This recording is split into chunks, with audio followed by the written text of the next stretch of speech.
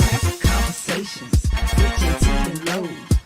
You never know which way the rhetoric is gonna go.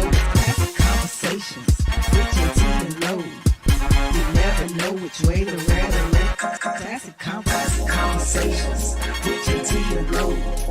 You never know which way the rhetoric is gonna go. Classic conversations with Jae Tea and Lo. You never know which way the rhetoric is gonna. Classic conversations with Jae Tea and Lo. You never know which way the rhetoric is gonna go. Classic conversations with Jae Tea and Lo. You never know which way the rhetoric is gonna go. Classic conversations with Jae Tea and Lo.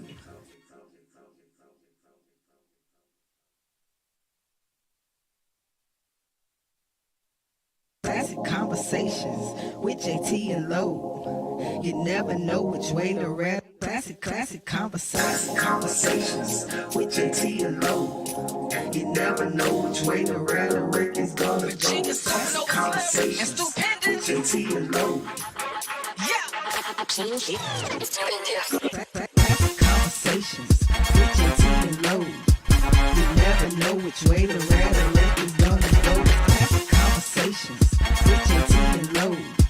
You never know which way the rhetoric. Classic conversations with Jae Tea and Lo. You never know which way the rhetoric is gonna go. Classic conversations with Jae Tea and Lo. You never know which way the rhetoric is gonna. Classic conversations with Jae Tea and Lo. You never know which way the rhetoric is gonna go. Classic conversations with Jae Tea and Lo. You never know which way the rhetoric is gonna go. Classic conversations with Jae Tea and Lo.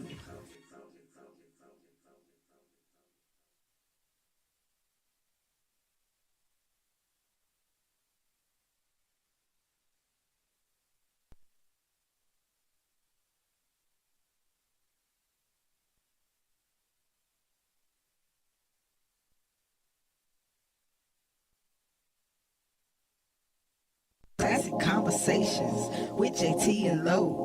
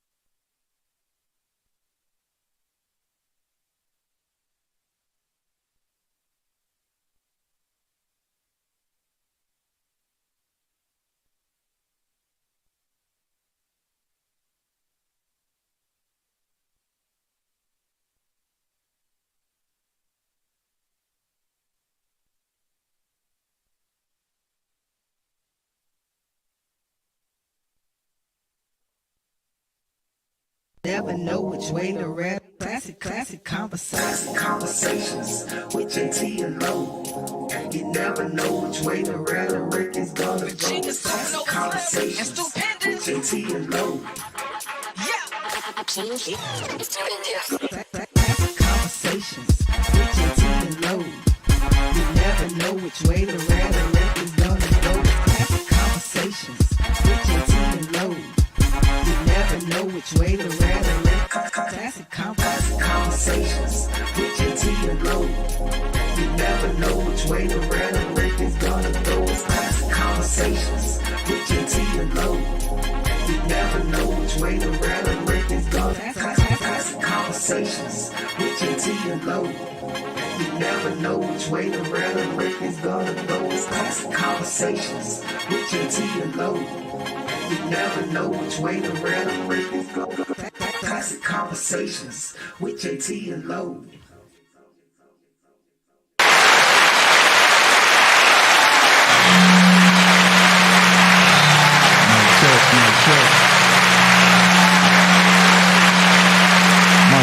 Mic check.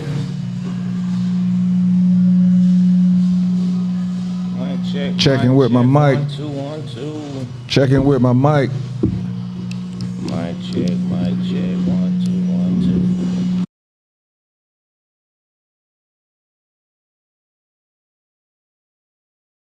2. Thanks, sir. Check.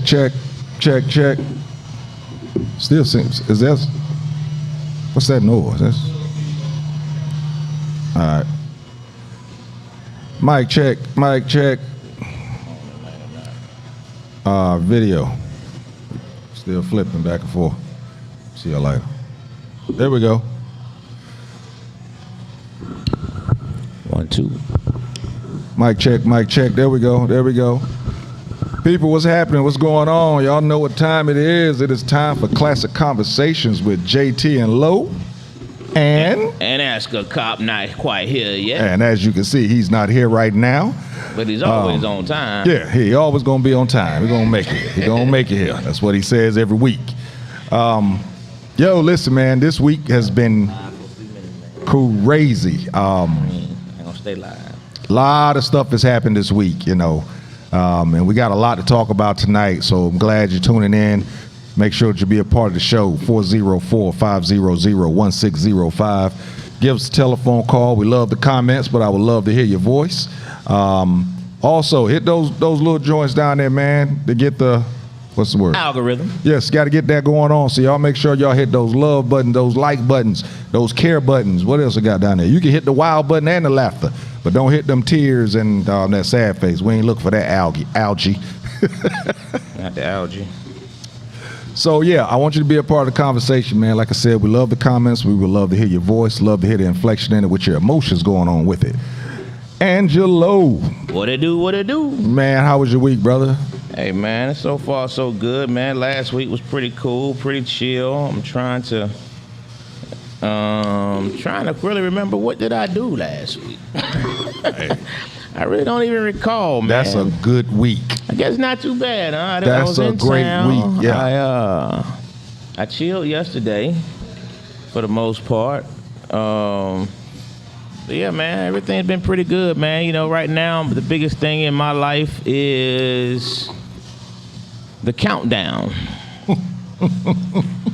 It's the countdown. So by the time we air this next show, by the time we live next Tuesday, man, I'll be just arriving back from dropping off my son at West Point. You know what I mean? It's almost that time, man. It's 3 days and counting, brother. 3 days and counting. Can you imagine? We talked about this, when it first happened, when it's gonna happen, and here we are. I remember talking about him being in ROTC when he was actually just getting into high school. I remember talking about that. He was like, yeah, man, he's taking a liking to, ROTC, and he jumped. Because at that time, he was that guy. Football, baseball, he was that guy. So, boy, no way did we think this was going to be the turn he took. Hey, man, that's a fact. Didn't see that coming, especially for, I guess, 5 years ago or plus. Didn't see this one coming at all. But you know what, man? It's like I said before. Once I accepted it and moved with it, it's still, naturally still get reflections. You know what I mean? I was looking through some of the emails and letters. You know what I mean? Penn State, Michigan State. You know what I mean? All these different major schools recruiting them for baseball, and you know what I mean. But the one thing I can say is none of those things would have provided him with a guaranteed position upon graduation. Or a such paycheck. as this one right here. Right. Or a paycheck while he's in school. And a paycheck. Well, yeah. nowadays, Now, let me change deal that. now, but before that, you're right. Yeah. You know what I mean? You know, full insurance, the whole 9 yards. So I'm really excited about it for him. Today we had a dinner with his first sergeant and his colonel from the program from Alexander High School, which, you know, says a lot about, I think, him, that they invited us out. They wanted to share in this, you know, moment with him going away. And, you know what I mean? And, you know, very rarely do I get to sit at the table, especially at a you know, Japanese type joint, you know, where the bill isn't handed to me. So, you know what I mean? So they even picked up the tab. So I was like, whoa. I even get the, you know what I mean? So that was kind of cool. You know, I appreciate that first sergeant colonel, you know what I mean? But yeah, man, it's here, brother. So I'm excited, you know what I mean? Aspen, Wow. we got Aspen's apartment settled for UGA. You know, he leaves in early August. You know what I mean? We're going down there in a couple weeks to go visit and get all his stuff situated, man. And then there was one. And then there was one, bro. You know what I mean? They were at dinner tonight. They said, so is he coming to ROTC? I said, oh, no. Y'all got one. Hey, not that one. Look, look, I'm gonna give you one. I'm gonna give you one. But hey, bro, after this, Yeah, that one right there, you can count him out. You can count him out. He ain't doing no ROTC, nothing. You know what I mean? So, but yeah, man, how was your week, brother? Still moving and whatnot? Man. Yeah, the week was it was crazy. Oh yeah, by the way, I did catch up on the show. I know we're gonna talk about it. And I saw you throwing your money, you know what I mean? I said, oh man, you know what I mean? You know what I mean? I said, okay, he got the flick of the wrist and everything. Oh yeah. Okay. Oh yeah. I had to teach some of them young cats how to throw the money. They was throwing it all wrong. I said, nah, come here, young buck. Let me show you how we did it. How you really Show you how we really did it back in the day, bro. Yeah. Oh, come on, Unc. You ain't been no strip club. I said, bro, the only reason I ain't been to a strip club is because of them viruses that's flying around. Other than that, boy, I was a strip club veteran. Yeah. Talking about connoisseur. Right. Should be getting benefits. So you messing that, around. right. But I appreciate that, man. But the week, bro, it was cool. You know, we was clearing out of one house before we could really get started on our house. Mm-hmm. So we got cleared out of that, and we actually had our first real cigar session in the basement, the new Lemonade Lounge. We had our first one. Yeah, the new Lemonade Lounge. Had our first one. Friday night, looked up, it was 4:15 in the morning. We still down there smoking cigars. I said, man, this is crazy. Here we go again. So this one's gonna be inside? Inside, yeah. Okay. Yeah, this was gonna be inside. We just ordered us a couple of more of the little smoke eaters or the odor eaters or whatever. Right. The one we got, that's what we was doing. We was testing it out. It didn't pass. So we putting that back in the box, sending it on back to Amazon. But then we decided to take a break from everything and, you know, got to go to the old school hip hop concert. Yeah, it just took me back, you know, the years, just made you feel good and also make you feel good about where you're at. And yesterday I did the House Heads Picnic. Wow. How was that? Oh, man. It was hot. Really, really hot. But it was a good time, man. If you don't like house music, it's a reflection on yourself. There's no way you can not like house music, bro. It's just gives you a gives you a good feeling. What's going on, homie? We rolling. What you need? I told y'all we live. We talking to people as they come in, as you can see. You good? Hey, that's for people that don't think we live, man. We let them know we live and then fully live. Yeah, fully live, man. People come in and say something, we speak back to them. But yeah, the week was good, man. So let me tell you something about the. You mentioned the old school show, right? Mm-hmm. Which was phenomenal. But let me tell you what happened yesterday about that JT. So MC Lightfoot. And I told him call him out. I'm gonna call him out, right? So, I told MC Lightfoot, listen, tickets not a problem. I don't ask nobody for nothing. All I want to do is meet KRS-One. All right?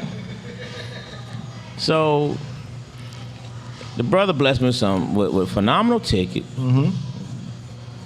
Row A, no interruption, nobody front, beautiful.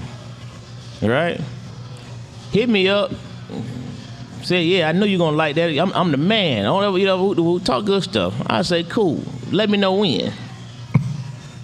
Right? So we go through the whole concert. I saw him come out one time to the side. I tried to get over there. I didn't get over there fast enough. He went back inside. He had to get back on stage. So JT, MC Lightfoot called me at the end.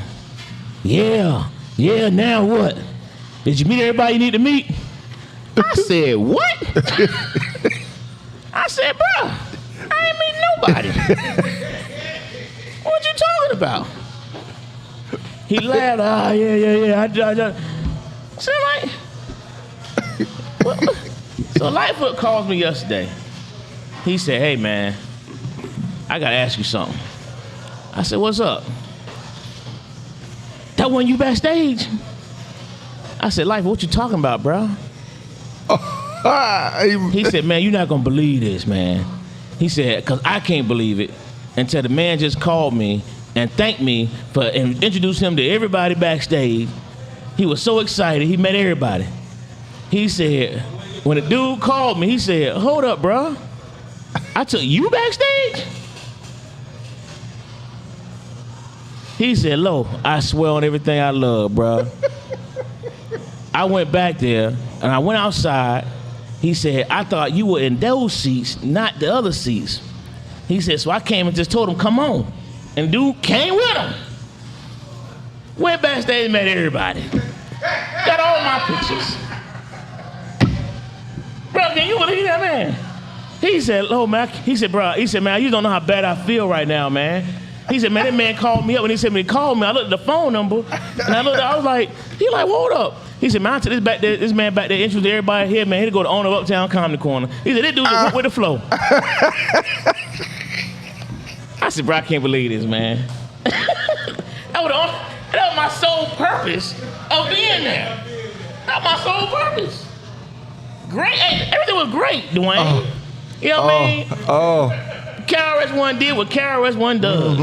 But I went there for the sole purpose to meet KRS-One. Bro, can you believe that, man? The dude went along with it. Dude went along with it to all my pictures, man. He said he didn't realize that the dude called him yesterday thanking him. So how it was just like, man, I cannot believe I got pictures with all these people. He said when the dude said to him, he looked, he said, wait a minute, man. He said, I took you backstage? Man. So anywho, I had to get it off my chest, man. Because I'm really disturbed by that. It's a true story, man. Can't make it know what, man. Other than that, it was a great concert, dope people. I promise you, man. It was dope. Rakim couldn't be there because he had the COVID. Chubb Rock was there. Chubb Rock did what he do. Party started and he kept it going. Big Daddy Kane, he actually, let me change that. Slick Rick, a wild dude. He had me a little confused with some of his comments that he was saying. The whole Vogue and... Oh, yeah. Yeah. He's always been an eccentric type character, so I'm putting it towards that, but, we're going to go with that with Slick Rick with the real Dookie Gold. Dude had a... Oh, yeah, yes, sir. And he had speakers hanging around his neck full of gold. It was crazy. Big Daddy Kane reminded everybody that he is one of the best lyricists ever. Period. And KRS-One just took everybody to class, man. I mean, KRS-One make you just want to walk out and start a revolution.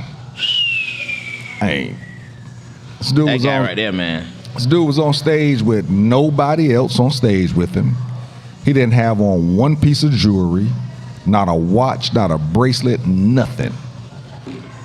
A shirt was his picture on it and some Docker pants.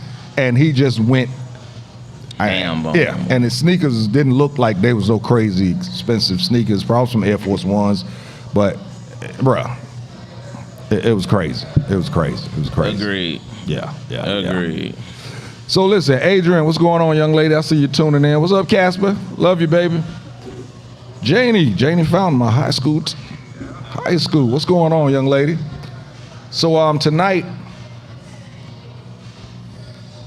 this topic was actually brought to me by my wife a couple of weeks ago. And when she said it, it really resonated with me because of where I work at in regards in corporate America. Basically, she was talking about inclusivity. Basically, where you're being included in things, or basically being given different opportunities, or being mentioned and things of that nature. From other races or from other classes of people. Come on down. What's going on, bro? Go and get your seat, man. You're right on time.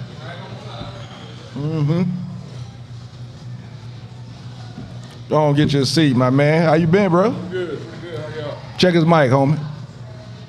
Pretty good. How y'all doing? You work? That it right there? Try one more time. You good? There we go. All right. There we go. Another example of us being live. Yes, sir. I told you, we bruh. Telling you, right now, I could not take it out. If I just slapped Angelo, I couldn't take it out. I'd be slapping him on TV. Can't do nothing about it. Bro, go and introduce yourself, man. Let them know what you're working on, because I'm still excited about what you're working on. So we're going to say it twice tonight, so go ahead and say it now. I'm Kevin Bookman. I'm the author of Beyond Us Volume 1 Genesis, a diverse sci-fi novel, basically creating a new universe of characters to represent minorities, people of color. Right now, just working on scripts. The book is a part of a 5-part series. I've completed 3 of them so far. I'm gonna publish the second one later this year. But right now, we put a production deck together, and we're working on trying to get funding to do this first movie. Got a couple other scripts I'm working on for some other things outside of the Beyond the project, but that's our main thing. All right, good deal, brother. Good deal. Glad you're here, man. Appreciate it. Like your perspective on things. But I forgot one other thing, man. Talk about your presentation, your award and everything, bro. I know usually we do that at the end, but go on, tell them about your award that you. Oh, man. I tell you what, Dwayne, I sent it to you, right? Yeah. Pull it up on the thing and post it. Then we can, we talk about it towards the end. We don't want to, so we can say it right, what I mean? But let's present something, being presented for Club of the Year sometime next month. Yeah, man. So nice honor. It's gonna be pretty dope. One of the ladies came in 2 weeks ago to Juneteenth. I don't know if you know who Tina Graham is, man, but she's one of the founders of Def Jam back in the day with Russell Simmons. She was right there in the midst so it's real cool, man, real dope. Really, really excited about it. We post that thing and talk about it. You know what I mean? All right, we get into that a little later, But what we're gonna talk about tonight, man. The first topic we're gonna get into. Wait. I do that. You sure? Yeah, because it's sad, so I'll talk about it later. First thing we're gonna talk about, like I said, my wife brought this to my attention. Something I've been thinking about. When she said it, it helped me realize that I'm probably not the only one seeing it this way. Inclusivity. I'll give you the definition of it. The practice or policy of providing equal access to opportunities and resources for people who might otherwise be excluded or marginalized. Because of the history of this country, you want to say, thank you. It's about time. But when does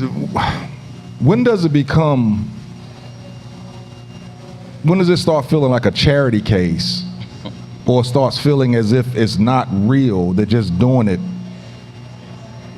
for the stats, for the mark, for the mention of themselves, for, including certain minorities in certain arenas?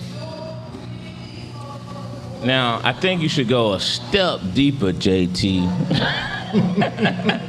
So you can really elaborate on what we're kind of talking about. So go a little step further, man. Dig just a little bit deeper for your audience there. All right, yeah. Dig a little bit deeper. My place of employment. Of course, right now I'm not going to tell you where it is, but which I'm finding out this is done at a lot of different corporate entities across America. They're highly recognizing certain groups. That's a good way to put it. Certain groups of people whenever it is supposedly like Black History Month. I thought it was great. I was like, oh, this is cool. My company is yada, yada, yada. But by the 9th day of the month, I was like, damn. I mean, we was getting emails all day with some historical fact. And you're sitting there thinking like, these folks don't, they don't know about, there's no way these people care about this. Right. And they just kept sending them. And then you started getting people responding to the emails with, oh, wow. That type of deal. And I'm sitting there looking at it. And at the beginning, I was like, oh, this is cool to educate, But like I said, about the 9th day and 26 emails later, I was like, is this overboard? Are you now trying to, does it feel like you're just trying to make me feel better because I'm in your arena and you're trying to make me feel better? And I said, you know what, maybe I'm tripping, because I'm a Black man, it's, Black History Month. But then after that, you had these other months. You had a month for Asians. They did the same thing. I mean, they was having these, you could actually get paid to get on a Zoom after hours and look at films or presentations from Oriental people. I mean, I actually, during Black History Month, I was a presenter talking about my book and all that type of stuff. And then the same thing they did with Latin Month, same thing. Then of course June hit, so now it's a dilemma because that's Pride Month and Juneteenth is in there, and of course they just learned about Juneteenth. Right. So it was a dilemma for them, but they actually was having happy hours where you could actually sit and have drinks on the job. The drinks was provided by them, and they would have on televisions RuPaul's Drag Race, and they was inviting you to come and look at this stuff. And I'm sitting thinking like, does a gay man that's not into drag, does that make him feel some kind of way? Like you're trying to say that all gay people are into drag? And we go a step further. We go ahead and go there, Lo. I know you're going.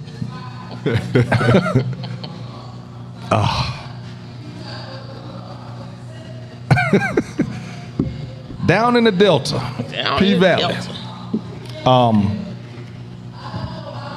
The gay community is represented in the show. One of the main actors in the show is gay, and he dresses in drag. He runs a strip club, and is not hidden. He's had love scenes in past seasons. I think this is the 3rd season. But they had a love scene recently that was really, really, really graphic. I mean, it was graphically graphic. Graphically graphic. Yes, it was. It was indeed. And all I saw were bits and pieces of it because I'm cool. Y'all do what you do. But I don't want to watch it. My wife will tell you, we be sitting, 2 men start kissing. I turn my head. Yeah, that's me too. That ain't my thing. So I saw where this was going, and I knew turning my head wasn't gonna work. Right. So I got up, went around, and went get me another cigar. I cut it and everything all the way over there. Yeah. And the scene just kept going and going and going. So it makes me wonder, again, within the LGBTQ community, are they happy with this type of representation, or does it feel that they're being represented too strongly to try and be included? That type of deal. So y'all go from there. I'm gonna let you want to go first? I know you do. Go ahead. I like your hat, by the way. Sugar Sean. I like your hat, brother. No doubt. We ain't got too much long for it to be relevant, so might as well wear them now. We're not going to do that. We're not going to do that. Hello, fellas. How y'all doing? What's going on? Bro.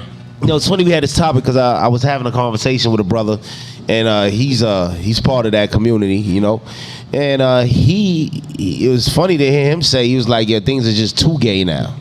And he's gay. And I'm like, oh, wow. So I guess, he feels like he's going overboard with it. So, interesting. So you guys are, we dead on with what we're saying. I think that they're pushing an agenda, but I guess those guys or those people as part of that community are like, you don't have to do all of that. Because it's become more like a fraternity now, fraternal organization, than it is anything else, to be honest with you. And I'm gonna pull up the quote where the writer, the creator and writer of the show had a little Twitter thing or IG thing with I think it was Lil Rel, the comedian. Was it Lil Rel? Or which one it was? I'm gonna pull it up. And I don't watch the show.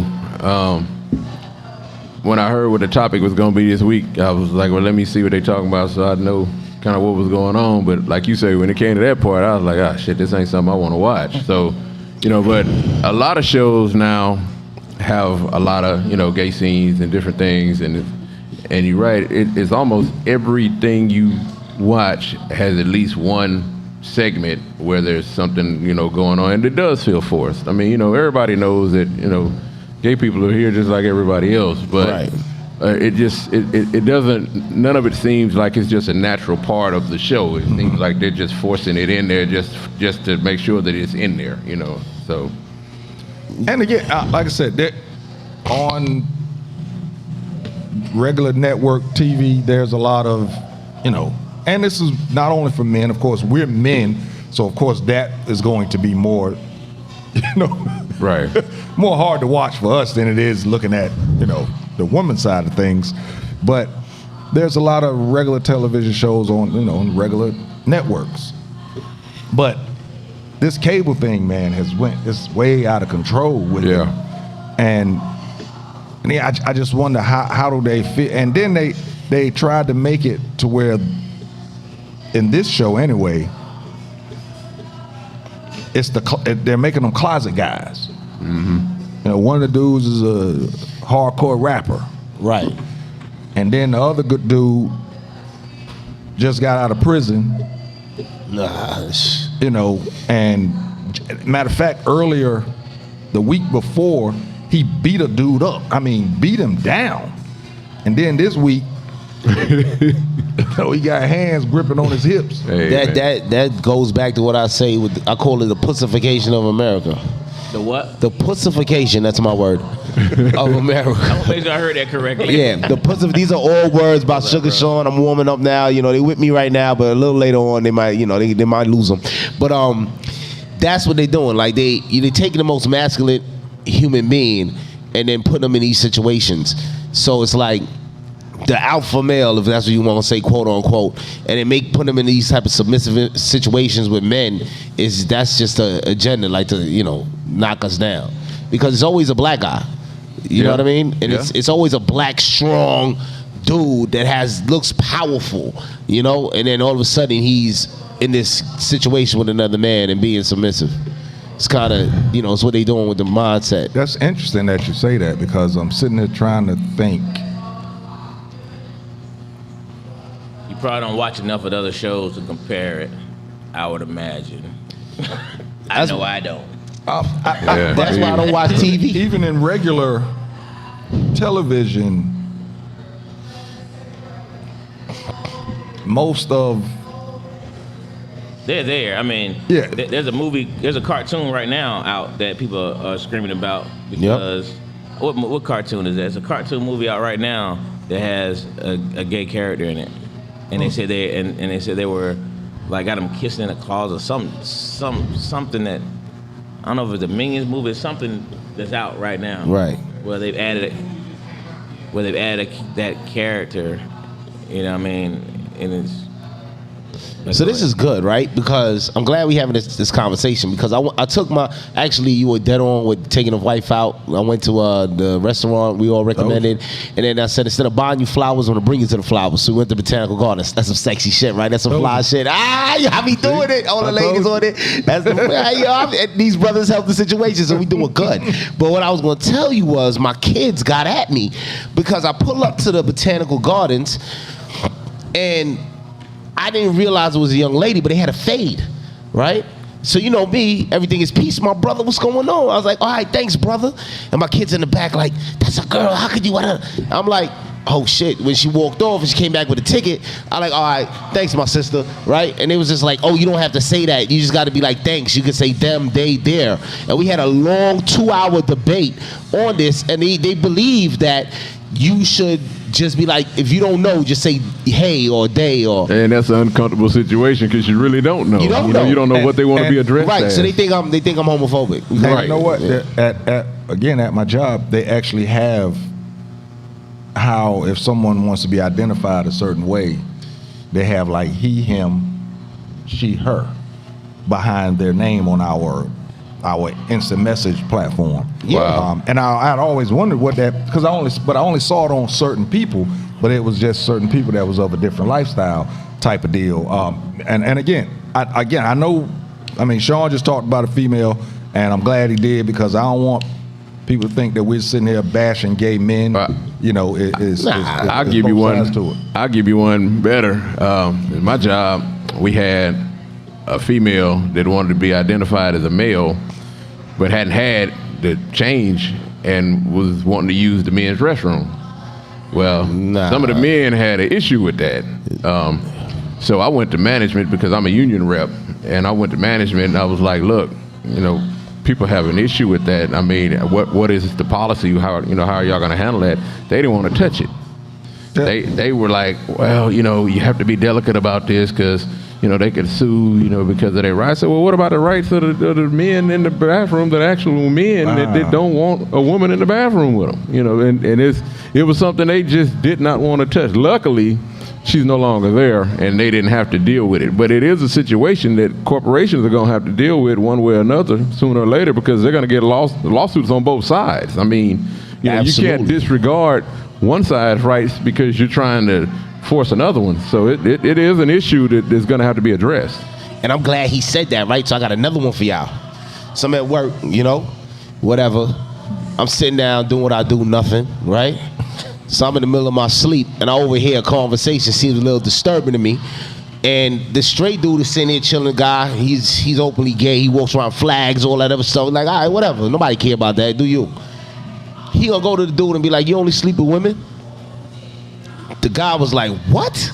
I woke up, I said, yo, what the fuck am I listening to? You know what I mean? Wait, the guy with the gay guy asked a straight guy if he only sleeps with women, and this goes back to work, right? So now the kid is going crazy.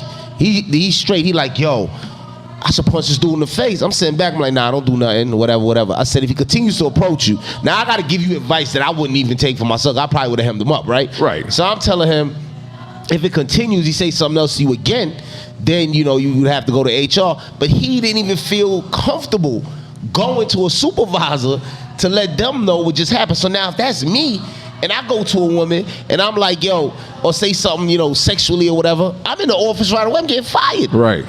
They got, and this guy, he openly bold to be able to do something like that. Yeah, well, see, with that in corporate America, of course, the correct way to do it is then you're supposed to go and report that to your supervisor. But again, as men, growing up the way we grew up, a lot of men feel that if a gay man gives you a compliment, it's on. Ask you a question, they feel that this is the way most men grew up, that they, what they call it, their gaydar. Their gaydar is always on point. Right. Supposedly. So I can understand why he wouldn't want to go to HR, go to his supervisor, because if he did that, he's thinking, hey, if I go to tell my supervisor's gonna be like, well, he must have had a reason to ask you that, that type of deal. That type of deal. So yeah, I get you with that. I get you with that all day for sure. Right. But what you said about that, you said somebody actually said it was, things are too gay. And that's a gay guy saying that. Yeah, I was actually at the House Heads picnic yesterday out at Grant Park, and of course there was a lot of gay guys out there. It was nowhere near as demonstrative as the last one that I went to. This one was cool, but I did ask a guy that, I actually asked him. I said, hope you don't take this the wrong way, but I know you all have an alternative lifestyle. He said, yeah, nigga, I'm gay. What? So I asked him about it. And he actually said, I do think that some things are pushed, an agenda is being pushed. But I also think that because of the power that we are gaining, we're not going to say anything about it, against the push, because of the power that they're gaining. Right. Who's the we you talking about? The LGBTQ community. And I was like, wow. So that makes a lot of sense. If the guy that I asked said that, and then the guy that said it, but they're not going to say too much out publicly because it may take some of the power that they're gaining away. Because let's face it, they have the power right now. Especially in media, as a group, in entertainment areas like that, for sure. But with me, it took a long time because I didn't grow up with gay friends. I didn't know anybody, that was gay during my time as a teenager or in my early 20s. At least as far as I knew, all my friends were straight. So when I started running across gay people in the workplace, it was an adjustment, but I've had, gay employees, and of course I've gotten to know them because they worked for me. And, you realize that they just people like everybody else. They just do some things differently. But it takes a while, like he was saying about the handling that situation when basically that guy hit on him. That would still be hard for most men, heterosexual men, to deal with. Your first thing is, this motherfucker tried me, so it's a lot of situations that happen just simply because people don't, they're not used to dealing with those type of situations. That's the thing with the girl wanting to go to the male's bathroom. I heard a story, I think it was in North Carolina, where they had a trans man or a guy that wanted to be recognized as a woman, and they put him in a woman's prison, but he hadn't had any of the change. He ended up getting 2 women pregnant in there. Oh yeah, that's happening. We hit on that one. It's crazy. Yeah, we hit on that one. That joint is wild. You said you got hit on? No, hell no. No, I didn't know. I didn't hear. I was saying the guy you was talking about at your job. Yeah. Just knowing how to handle that situation would be uncomfortable for a heterosexual man that ain't never had to deal with a gay person before. Right. There was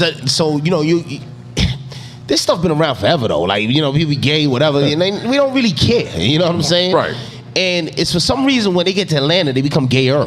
Right? Because there was another dude that was at my other job. We all transferred out here. I saw him out here.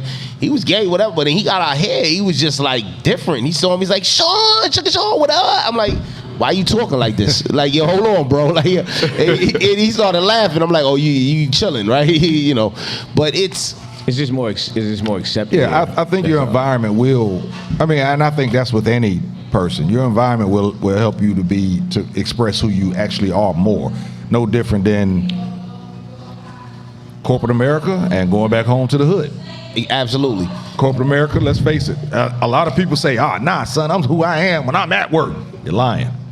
You're totally different. Unless you me, but we've had this discussion a lot. You're totally different. Now you are a little different. When you back around your people, people from New Orleans, people from the islands, watch those people when they get around their people and watch how their language change. I see it all the time. It's funny because I call my mother, right? My mother was working. She used to work. We used to work together, whatever. So you call my mom at a job, and at the job, you didn't even really hear accent. But if they were calling and she got in trouble, she's like, when I get to him, I'm going to kill him. And she'd be like, yes, good evening, this is Joy. Da, da, da. But as soon as that, when she get mad, her whole accent start coming out. They be like, wow. It's a comfort level. I've been around New Orleans people that I would never, New Orleans folk, even the DMV to a certain extent, you can really hear the difference when they get around, when they're speaking to people that they know can understand, or is not going to say, wow, that's funny that you said it that way. You know, they just go ahead and let it roll. So, you know, I feel that with that, what you're saying is that, you know, like Angelo said, it's more accepted here. Back in the day when I was stationed in the military, I was in Cali, and I went to Oakland and went over the bridge to the Bay, not the Bay, but to the Bay Area, to San Francisco. You could see, this was back in the 80s. Right. And man, they was freer than free. Yeah, I mean, San Francisco was the first gay. Yeah, gays. They was, and me. Atlanta took over.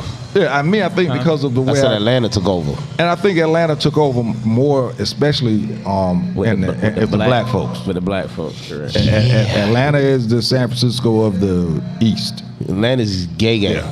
Hey, Dwayne, did you get that text I sent?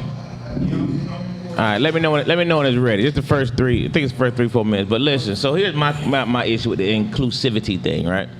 Because, you know, I'm always going to see a different side of it. So my issue is simply this. They want to be inclusive on one end, but on the other end, we want to hide. And I say that in terms of we want to include the gay agenda. Every single TV show, I don't care what it is now, it's gonna be that scene, that character's gonna be there. The scene is coming. Now, the P Valley thing, that would hit me as hard as the one with it was a Tyler Perry joint. All his shows? Well, yeah, pretty much. You could just name any this one in of them. particular was the first time where the action was just way too much. Sisters? Have and the have-nots. Oh, okay. When Jeffrey... They went to bed. Yes. Oh, yeah. They went to bed. I knew where you was going. I was waiting. I was like, whoa. Yeah. They I'm went to talking bed. about it was like, whoa. Yeah. Yo, yeah, like Brokeback Mountain. It was... But that's a movie. Yeah. And you knew what to expect going to this movie. Yeah. You don't go to expect that on a TV show. Yeah, this is a regular television show. What about?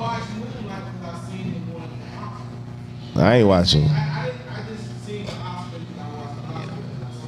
I saw one preview. I knew that wasn't my kind of movie. So.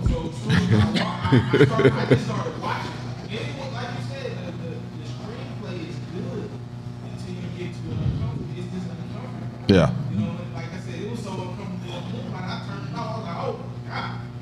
That's why I never watched Brokeback Mountain. Any of y'all watch it? Nah. Never. I didn't. But what I'm saying in terms of like that scene that we on P Valley was the second one I've seen that vivid outside of having and I mean and it was. Again, you know, you got this, like I said, this hardcore criminal, this guy in prison. Always. You know what I mean, this hardcore rapper. Always. And it was like. But it was like, why? What was that necessary? Hey, look, it was safe sex though. Hey man, this is disgusting. When he took out the condom, that's pretty much when I turned. See, I all watch like, this. yeah, I don't need to see nothing else. Yeah, I watched P Valley. It was just like, but why? I just didn't understand the need for that scene. Why was, you know what I mean? It's like, in the scheme of the show. Yeah. It could have been. Where was that needed? It could have.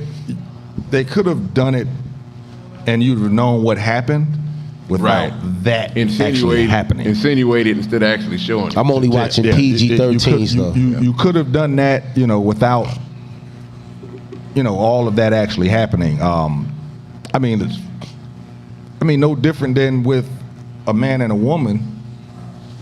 They don't show it that deep. It was. And again, and again, I know with the P Valley scene is what pushed it. The Pride Month thing, like I said, is what pushed it with me at the job when they was trying to tell everybody, you know, stay after work on Fridays for happy hour. We're gonna have wine, we're gonna have beer, and we can look at episodes of RuPaul's Drag Race. No. But again, even with I mean, we're talking about the LG, that community. I'm getting all them letters, I can't do it today.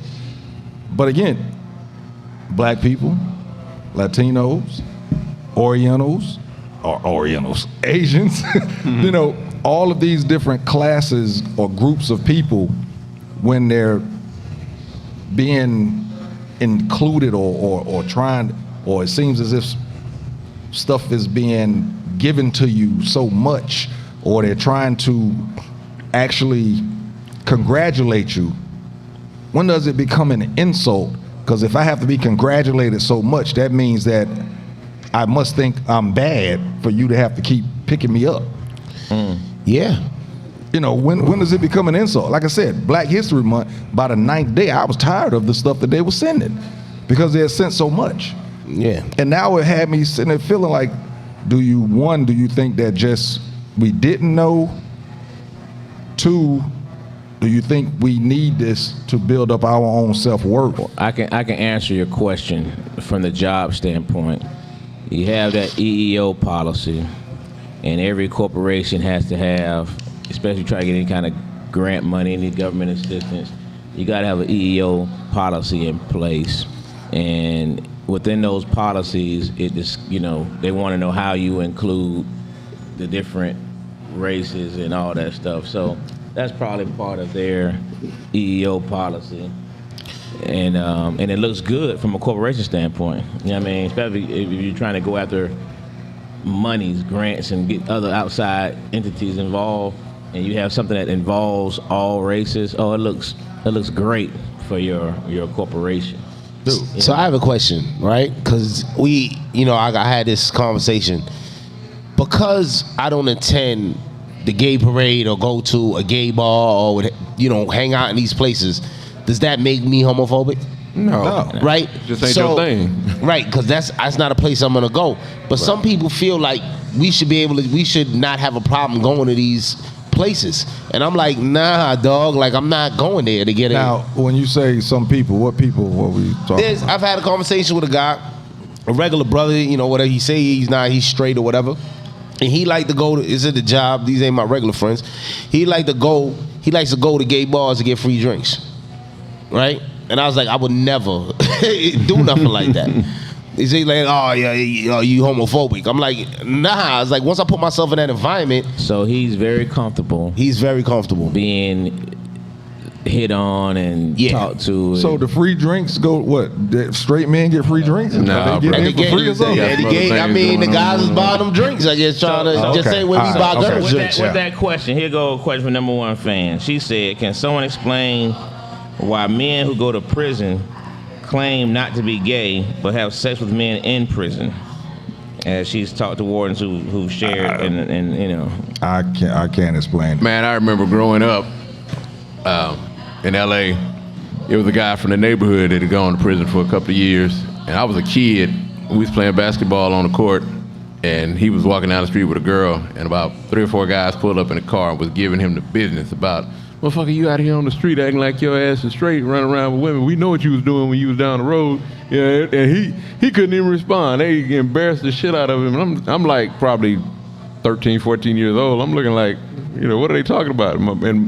My buddy of mine that was a little older than us, he was like, yeah, word was he went to prison. He was in there goddamn fucking men and shit. Now he on the street trying to act like, everything is all good. And I was like, wow, that was the first experience I've heard, something like that. But yeah, it happens. I've seen a couple of my homies that, once they got out, the word was out that, they did whatever when they was in there. I don't know how true it was. Now, was it different, because you worked in the jail, was it different from what you saw in the mentality in terms of those who were delivering as opposed to the ones who were being raped? Yeah. Now that you say that, I did know of two guys that were. One of them was actually given.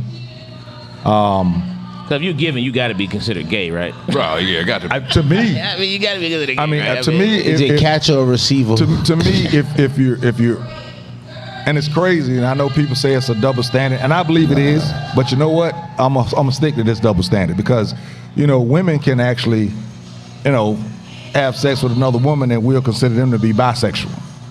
If a man has a sex with another man, he's gay. Ain't no in coming back our from that. eyes. He Period. gay. Period. Yeah. That's what we believe.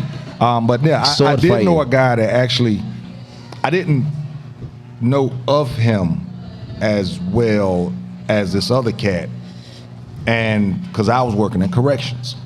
But when they got out, these same cats used to go play ball where I played at, and it was outside park. We used to Right. play. And this dude got out. He came out there and he was a hooper. And I asked my boy, I was like, yo. He was like, yo, man. He said, I don't know. He said, nobody out here seems to either believe that he was having sex with men when he was in prison, or they just don't care because everybody knows that he did.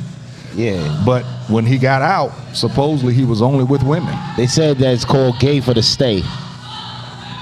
Gay for the stay. Yep, that's what I heard on TV. Okay. I think you're gay once that you're doing that. Yeah, just no. I mean, I would like to know more from the gay aspect in terms of, and let me say this fast so that all those words don't mix in. In terms of, do they see those scenes as too much, or they're excited about it? You know what I mean? That is I guess a semi-interesting, just from their perspective, is that, are they happy about it? You know what I mean? Or is it exploiting them? Because you're showing somebody, you're showing two guys that's on the DL. Yeah, That's what they show. And it's more, from to me, it seems like there's more of a force on, when we say gay, we're speaking of men, than even when you say gay, speaking of women. You know what I mean? I remember they had that show back in the day, the L Word was the whole lesbian show. You know what I mean? But it's like I don't see as many gay women on the shows now. It's always the men. That's all you really see. And it's crazy. Emasculation. With P Valley, the other scene with Mercedes and Coach's wife, they went further than I've seen with women scenes. I mean, dude is pushing the envelope, and now you can't cancel him. So how do you feel about the actors that are acting in these scenes? The crazy thing is, I just saw a picture of Murder, the rapper. Which one? Uncle Murder? Not Uncle Murder. On the show. Oh, on okay. the show. Uncle Murder from Brooklyn. See Murder. Shout out. And just saw a picture of him and he's family man, kids, the whole nine. But you can't edit kissing. No, man. Nah, dog. There's a lot of stuff you can edit. I ain't doing it. Either you put the little things on their lips. But you can edit a lot of sex scenes, but from the angles that they had, it wasn't from behind the head. You can edit it from behind the head to where they're actually not kissing, but that's still a little close. You know what I'm saying? Quick question: have y'all? What about? Have y'all heard that Gerard Carmichael came out, and then how he's been? Oh yeah, since bro. he's been out. He came out. I saw the show. Comedian? Yeah, He's been out what? since he's been out, since he came out the closet. How like his rhetoric changes. You know what I'm saying? More Gerard Carmichael. Gerard Carmichael. The Carmichael show. Who doing I haven't seen anything of his Catered since. to the other audience anyway. Yeah, on his comedy. I haven't seen anything since, but the show it was. I'm gonna tell you, it was So an his rhetoric is incredible. around- Yeah, it was a It was, great an, show. it was an Rhetoric, incredible you know show. what I'm Yeah. No, when he came out, Yeah. the I mean, I almost feel like, what's the point? Right? being gay is what you do in your bedroom, right? You want to sleep with men, that's your business. I don't need to really know that. Why do I need to know that? Well, I think they do it because, especially when you're at those levels, because if you don't say it, sooner or later somebody else gonna say it. Well, then that's when you come out. You say it, But I mean, and it's for ratings. I mean, it's ratings. Number one, you bring another demo to check out your show, and the other thing is a lot of those guys, those producers and executive producers are gay. Yeah. You know what I mean? And I think that's the biggest reason. I really do. I think that's the biggest reason. So they're so comfortable now because they're like, we can finally bring our life to the screen without no shame. Right. And it's gonna be accepted. You know what I mean? And if you don't accept it, we'll come at you so hard, you're gonna wish you wouldn't have said a word. Yep. You know what I'm saying? Hold on, a couple of comments real quick. Adrian, again, appreciate you tuning in. She said in regards to corporate America, she says it's easier for some to stand behind political correctness. She said that she was watching Sisters and the character who's not gay but do gay things said it was for survival. That's a good one. There's a guy on the show, Sisters, of course, Tyler Perry show, that, he plays gay. And what I've read is that he's actually not. Hey, whatever. And to pull something like that off, it's in you. But the thing is with what he does, let me change that. Coming from that world or in that world a little bit, what he does to me is he's over the top to where you can say that ain't real. I could see a gay guy looking at. What we talking about? Oh, the big dude at the bank, yeah. Oh, he not gay? Yeah, that's what I read. He's not gay. Hey, if he's not gay, he's a good actor. That's what. Yeah, he need an Oscar. That's what I read. He played that job. Hey, I thought for sure he was gay. I think he's over the top with it. I don't. And again, I haven't been just in a total gay environment to see them just comfortable. What's that white show that just went off the air? No. One was on for a long time. I know what you're talking about. And the guy, he actually wasn't gay, but he played the big dude wasn't gay. The big dude wasn't gay. But he played that role to a T. And he's a but they never really had like scenes though. It wasn't that. I'm just talking about in terms of the act. The actions, the behavior. You wouldn't imagine. You would just thought for sure he was gay, but he wasn't. I can't think of the name of it right now. Wow, and that's I love crazy. that show too. I watched all Lisa, of it. because Lisa has worked 20 something years in the Department of Corrections in North Carolina. She was like, "Wow, gay for the stay." She says first time she's heard that one. Till I asked somebody. But I could see that. I could see that statement. And again, when I worked in there, Modern Family. There you go. Thank you. Modern Family. Yep. I worked in there for 3 years, and I met some cats that actually I didn't go to high school with them, but we was in high school at the same time, and they was all-state football players, and yada yada yada. But this guy actually got turned out in prison, and so he decided to change things up, and he became pimp. He started pimping dudes. Yeah, in prison. Yeah. Wow. So he got turned out. They actually put him in segregation to keep him from running his organization. Wow. Nah. Yeah. So locked up, they won't let me. One thing, but real quick, I was gonna say the inclusion thing. That flip side I was gonna mention a minute ago was how it's so easy to include the LGBTQ lifestyle in everything we do, every show you watch, but yet we run from the critical theory. We run from introducing our black kids and white kids to the truth about our nation. We feel like that's gonna hurt white kids, make them feel bad, or make kids think a certain way. That's how they put it.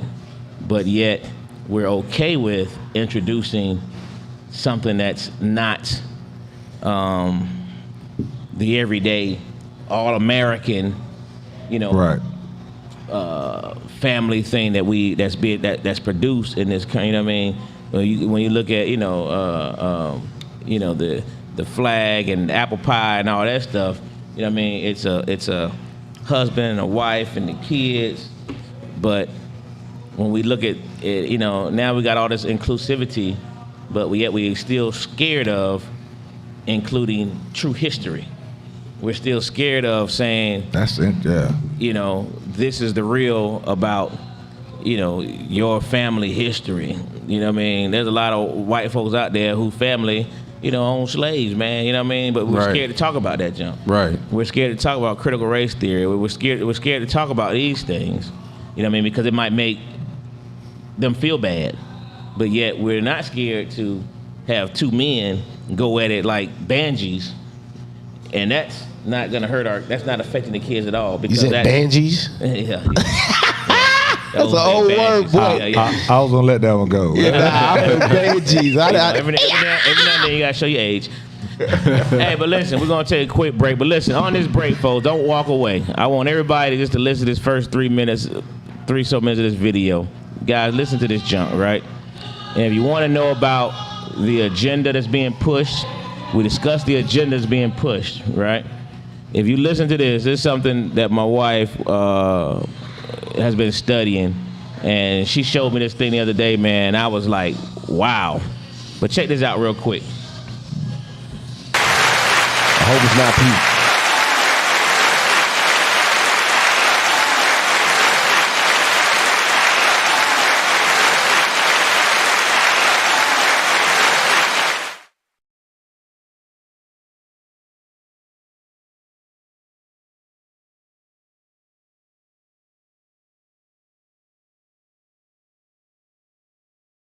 The media. Manufacturing Consent, the political economy of the mass media, was co-authored by Noam Chomsky and Edward Herman. The book provided searing critiques of journalism and the news media's relationship to power. It spelled out how media corporations and the journalists who work for them often end up defending the economic, social, and political agendas of governments and corporations.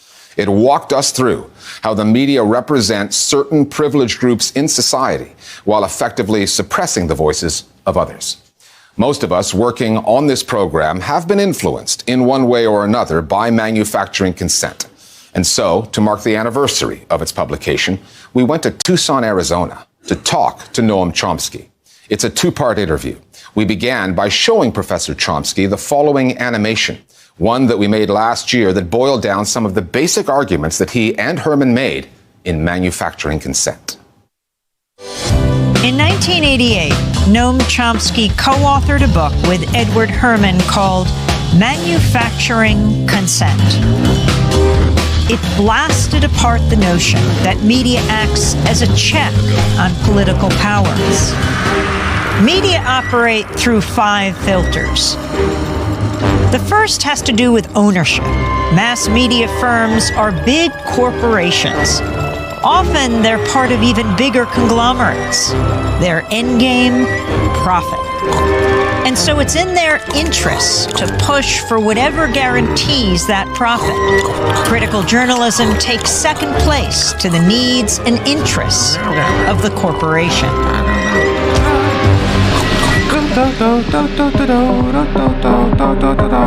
The second filter exposes the real role of advertising.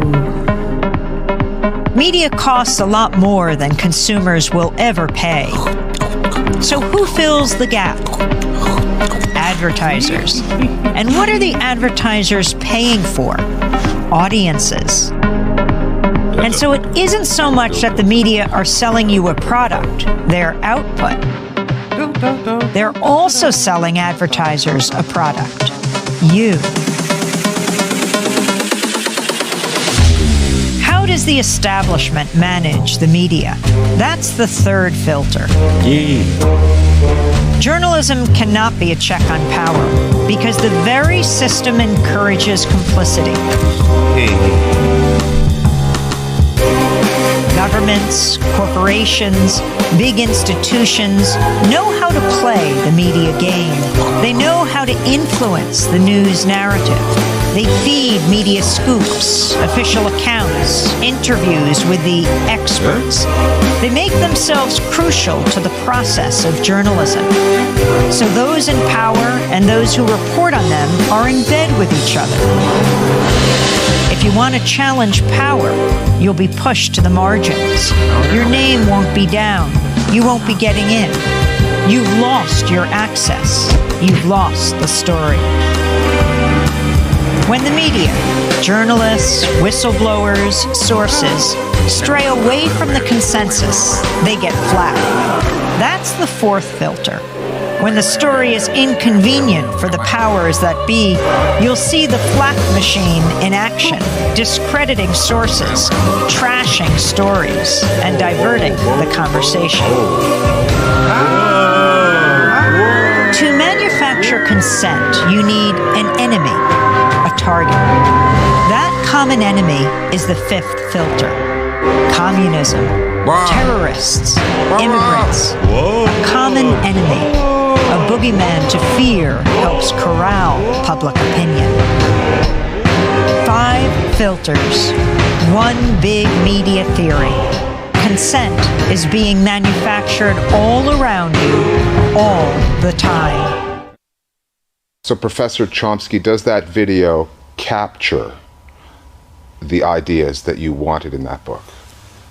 I think it's brilliantly done. I think its success will be measured by whether it encourages people to ask, what does it mean when you have concentrated private power producing a product, namely audiences, for a market which consists of concentrated private power with tight links to state power?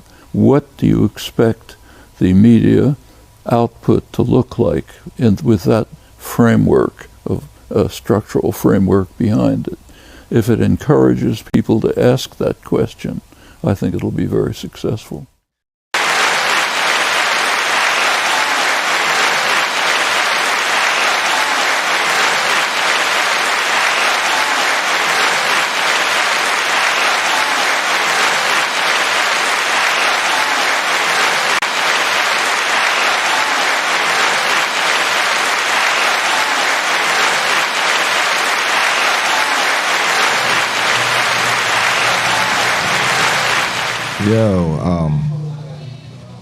Yeah, that was deep, bro. I told you, man. I saw that. I was like, oh, man, we got to add this on the show, man, because it just breaks down the media, man. And so we wonder, the agendas and all that stuff. That's it in a nutshell, man. All the facts what goes in the media. How is it produced? Why is it produced? Who's being said? Having a common enemy. That jump broke it down, man. I was like, that's the best breakdown I've seen. Just from point to point to point of what the media really is. Which kind of works with us going into. Wait, I want to ask Adrian this here. Hold on. Adrian said that one of the issues that she has is not of showing the gay scenes, but it's not addressing issues within the gay community. And this is one I didn't know of. She said family disowning, I knew of that, but she said HIV hate crimes. Adrian, if you will, give us a telephone call, 404-500-1605. HIV what? HIV hate crimes. How they gonna know you got HIV if you ain't telling about it? I hadn't heard of that one. Give us a telephone call or expound more on the live here. Put some comments in there so that I can get into that a little bit more. My man Ricky Tatum, what's up, bro? That's my grill guy, bro. When we out at the park, man, he had that little grill, bro. Man, he be getting it in. Appreciate you tuning in, bro. Stacey Taylor, how you doing, lady? Oh, okay. She said HIV and hate crime. All right. Okay. I was like, all right. Yeah, like they going down to the That's doctor. new on me. You're like, yeah, you positive, kill him. Like, wow. But I think now, I doubt there's very. Hold on, I'm not gonna do that this week. I agree totally with the caller. He said what? What he said? He's already told what to call her. All right, he's censoring himself right now. He's trying to Jay, change that image. What we got next? don't change your image, brother. All right, since we're talking about the media and the way they, maneuver things, man. There was two things that happened this week that it happened, but there was, at least in my mind, it was very little coverage of it. One was R. Kelly getting sentenced to 30 years. A lot of us heard of it, but it just wasn't put out there, and I think there's a reason for that. And then also, Ice Cube and his group, what is it? Contract with Black America. Ice Cube and his group, a contract with Black America, actually went in partnership with the NFL in regards to raising the standards for economic equality. Am I saying that right? Mm-hmm. Yeah. And we hadn't heard anything about this. Some of us have because of who you rock with, but you're not hearing about it in regards to being on 2020. I don't know if it was on ESPN, but if it was, it had to be a short little segment because I look at ESPN a lot. Being in the news, splashed all over the internet, Twitter crazy and all that type stuff. There goes his interpreter. Yeah, thank you, man. Man, talking about you. Hey, I've been on.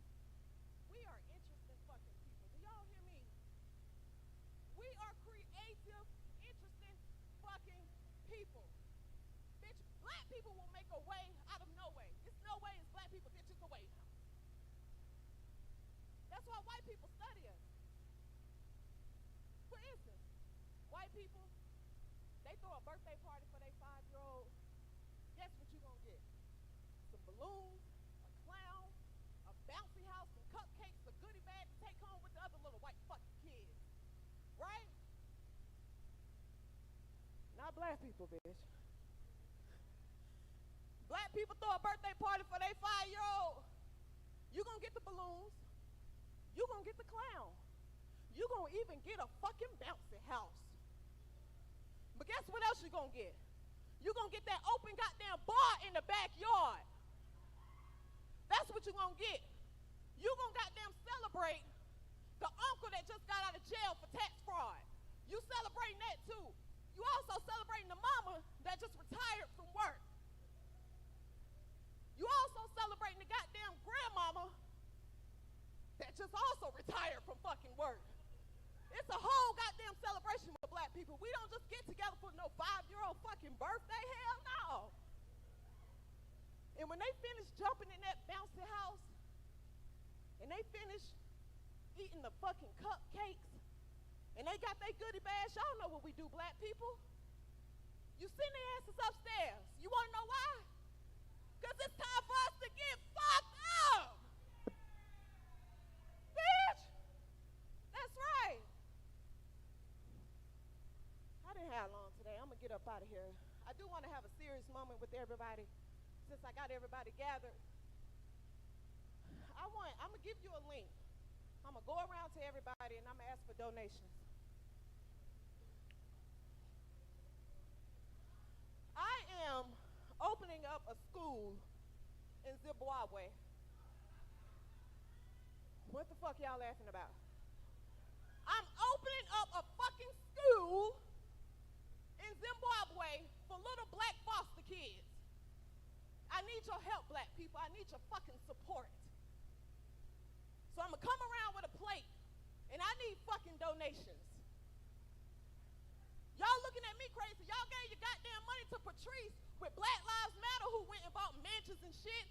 You're donating to Dr. Umar. Fuck that. Donate to me too, bitch. God damn. Donate to me. Now my school will be opening next year. So I need goddamn donations. I'll be coming around to everybody fucking individually, goddamn it. I gotta get in on some of this shit. Hell no, I gotta get my money too. So when I get out, everybody, if you are here, follow me on Instagram, pull your phones out. Follow me on Instagram. I have a twin sister. She's the most unruly person out here. I'm sure you've heard her somewhere out here. I'm sure you've seen her. We do a podcast together. I've also put out a sitcom. It's on YouTube. It's called Keeping Up with CJ and Sade. We are writing on different projects. Listen, follow us on Instagram. Follow the movement. It's at CJ and Sade, CJAND, like the singer. It's spelled like the singer, but she don't look like her. But it's CJANDSADE.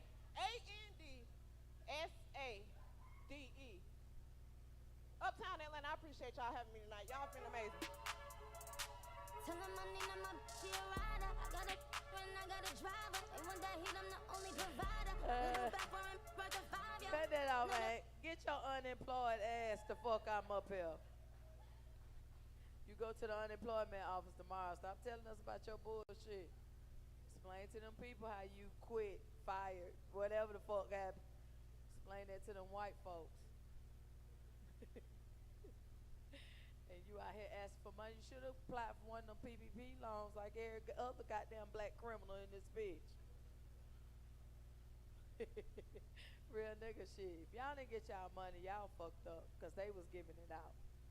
But that's neither here nor there. It's almost too late. It ain't too late if you know who wear the ass. It ain't too late. So anybody need to talk to me about a scam that's still going on, let me know. Right. Right, black people. White people been scamming the fuck out of us for years. The fuck, they done gave us opportunity to scam their ass back. You better get this shit. Hey y'all, how y'all doing? I ain't gonna say nothing. Don't hide.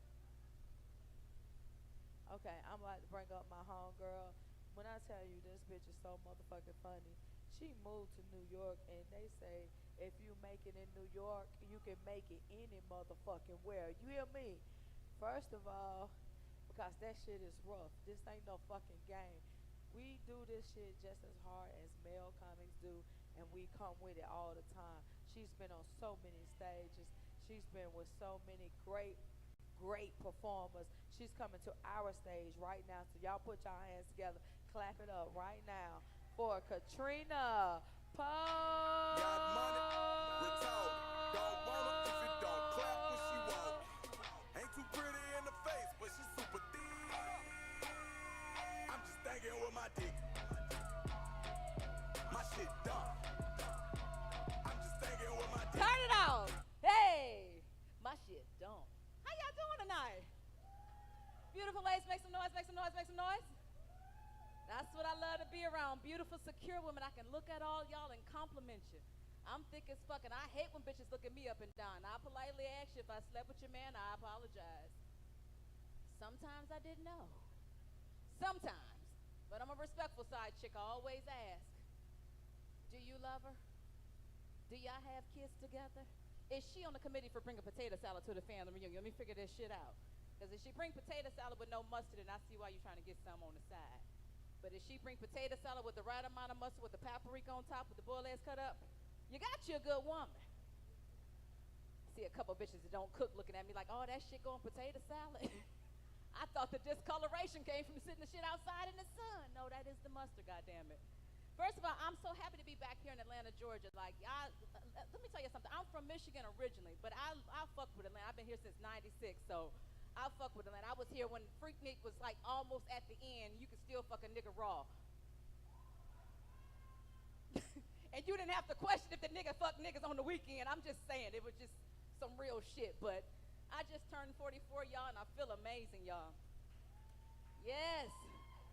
This is what 44 look like when you moisturize and take naps, goddammit. But I still do young bitch shit because I like to feel youthful.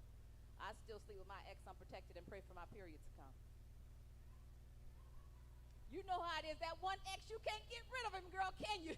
He know how to bite your neck just right without leaving the pasture mouth. You trust him because he floss his teeth, okay?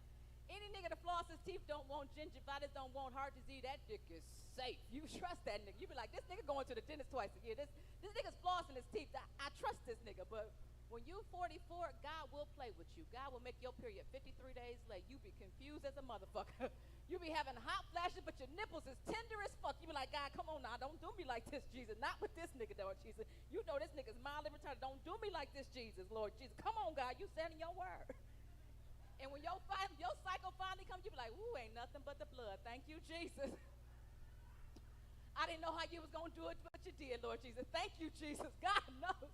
Because you already know that nigga's mildly retarded. I'm telling you, this nigga's mama gave me a note, said, listen, bitch, this nigga is special. You don't want to fuck with this nigga. I'm telling you right now, this nigga is the best nigga on this side of heaven for somebody else. Like, this nigga can't keep no bitches. And every time he get a new bitch, I be like, listen, bitch, focus. His mama ain't shit, and she ain't gonna never be shit. The baby mama, we don't fuck with her, bitch. He bipolar, but he take the medicine, bitch. Focus, bitch. And I'm telling you, it's hard out here, but I'm 44. I ain't never been married, no kids, so I know it's some shit wrong with me. And at this point in my life, I don't even want a man to have a whole lot no more. I just wanted to have the simple things in life, like a headboard, a box spring. Y'all probably can't tell, but I have scoliosis. Do you know how hard it is to get out of an air mattress with a slow leak in that bitch? You be like, this don't make no damn sense, Jesus. Why am I getting lowered to the ground, Jesus? This is ridiculous. This can't be good for my scoliosis, Jesus. This is ridiculous. And you happen to look up like this man has a 27-inch TV. Where the fuck was he at on Black Friday? This man has missed the 4th of July sale, the Labor Day sale. And you start looking around, and you see remnants of other bitches that have been over his house. You see a gel tip nail, a half of a bundle, some got-to-be glue spray. You be like, you been fucking bitches on this bed? And that's when you got to get so real with yourself and start talking to the Lord in prayer, like, dear Lord Heavenly Father, be a fence around my cootie cat right now, Lord Jesus. Dry me up, Lord Jesus. I need you to be a gust of wind right now, Father. Make my cycle come down, Lord Jesus. You said in your word, if two come together, you would give me gas. And I'm not talking about regular gas. I'm talking about that gas soon as you walk in Taco Bell. Your stomach is coming.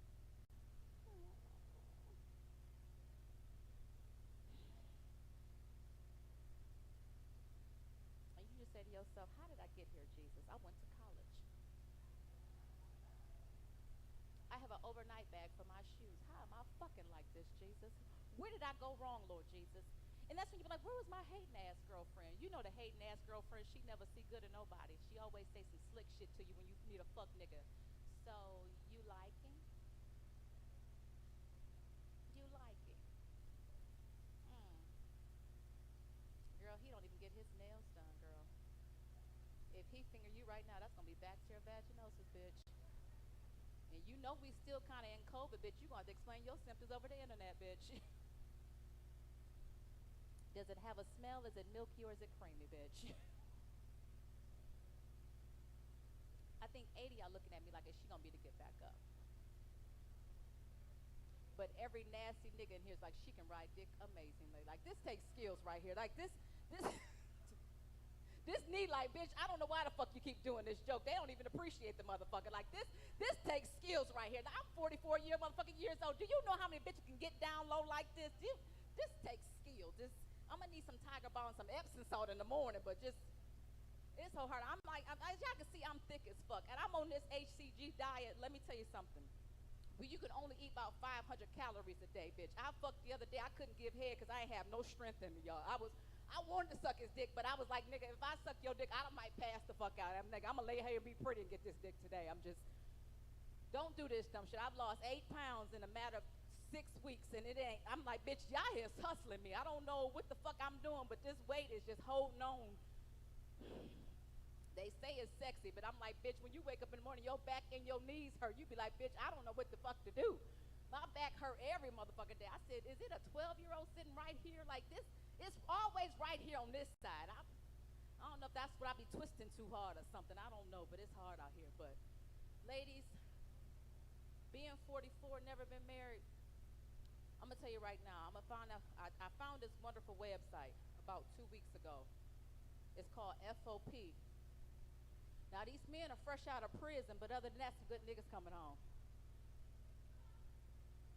I know the fuck y'all not judging me.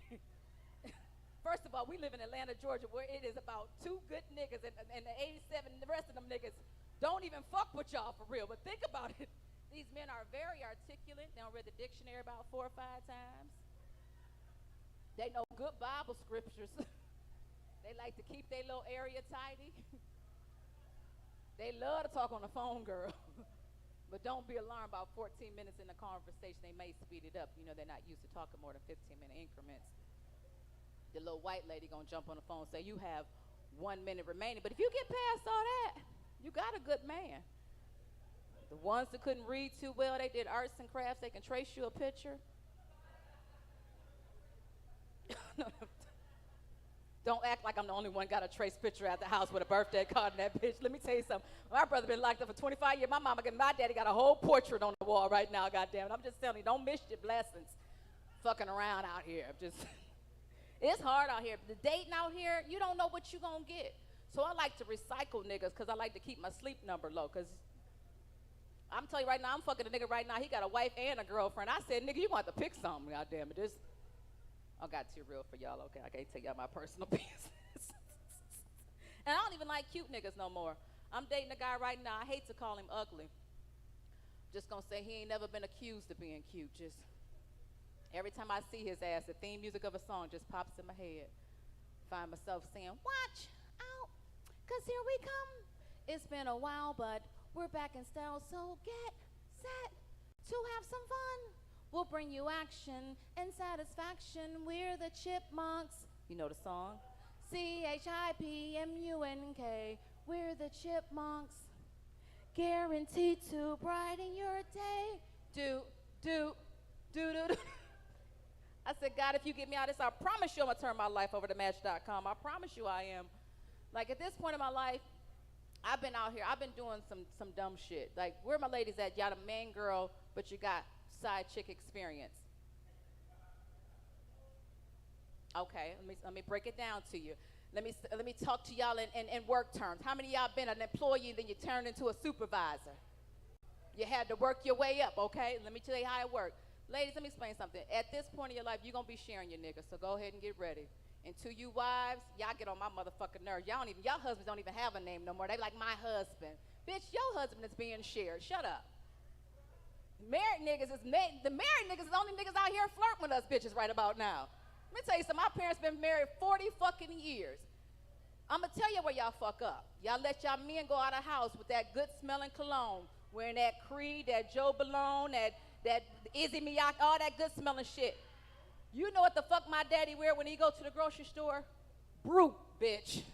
My mama said, you will not be running around here smelling like a single nigga on my watch, nigga. You gonna smell like struggle and years of separation, suffocation, goddamn. You will not be out here smelling like you single nigga. I'm telling you. And to y'all married women that always feel a way about me when I say that shit. The Bible say in 1 Corinthians 7:5, do not deprive your spouse of sex unless you're praying or fasting. So if you ain't praying or fasting, Don't get mad when he fuck with the side bitch. See, this nigga right here, he talking to his side bitch right out in public. Just has no respect for nobody. Sir, you got a woman right here in your face. You ain't conducting no business. Let me stop talking to this nigga. Got a whole star on his face. He don't care about 4 or 5 people. This nigga might be a goddamn blue stone or whatever them shit. Sir, who is you talking to? Your son, how old is he? 11. Why you leave him at home by himself if you got to talk on the phone to him? How he at home by himself? I'm assuming.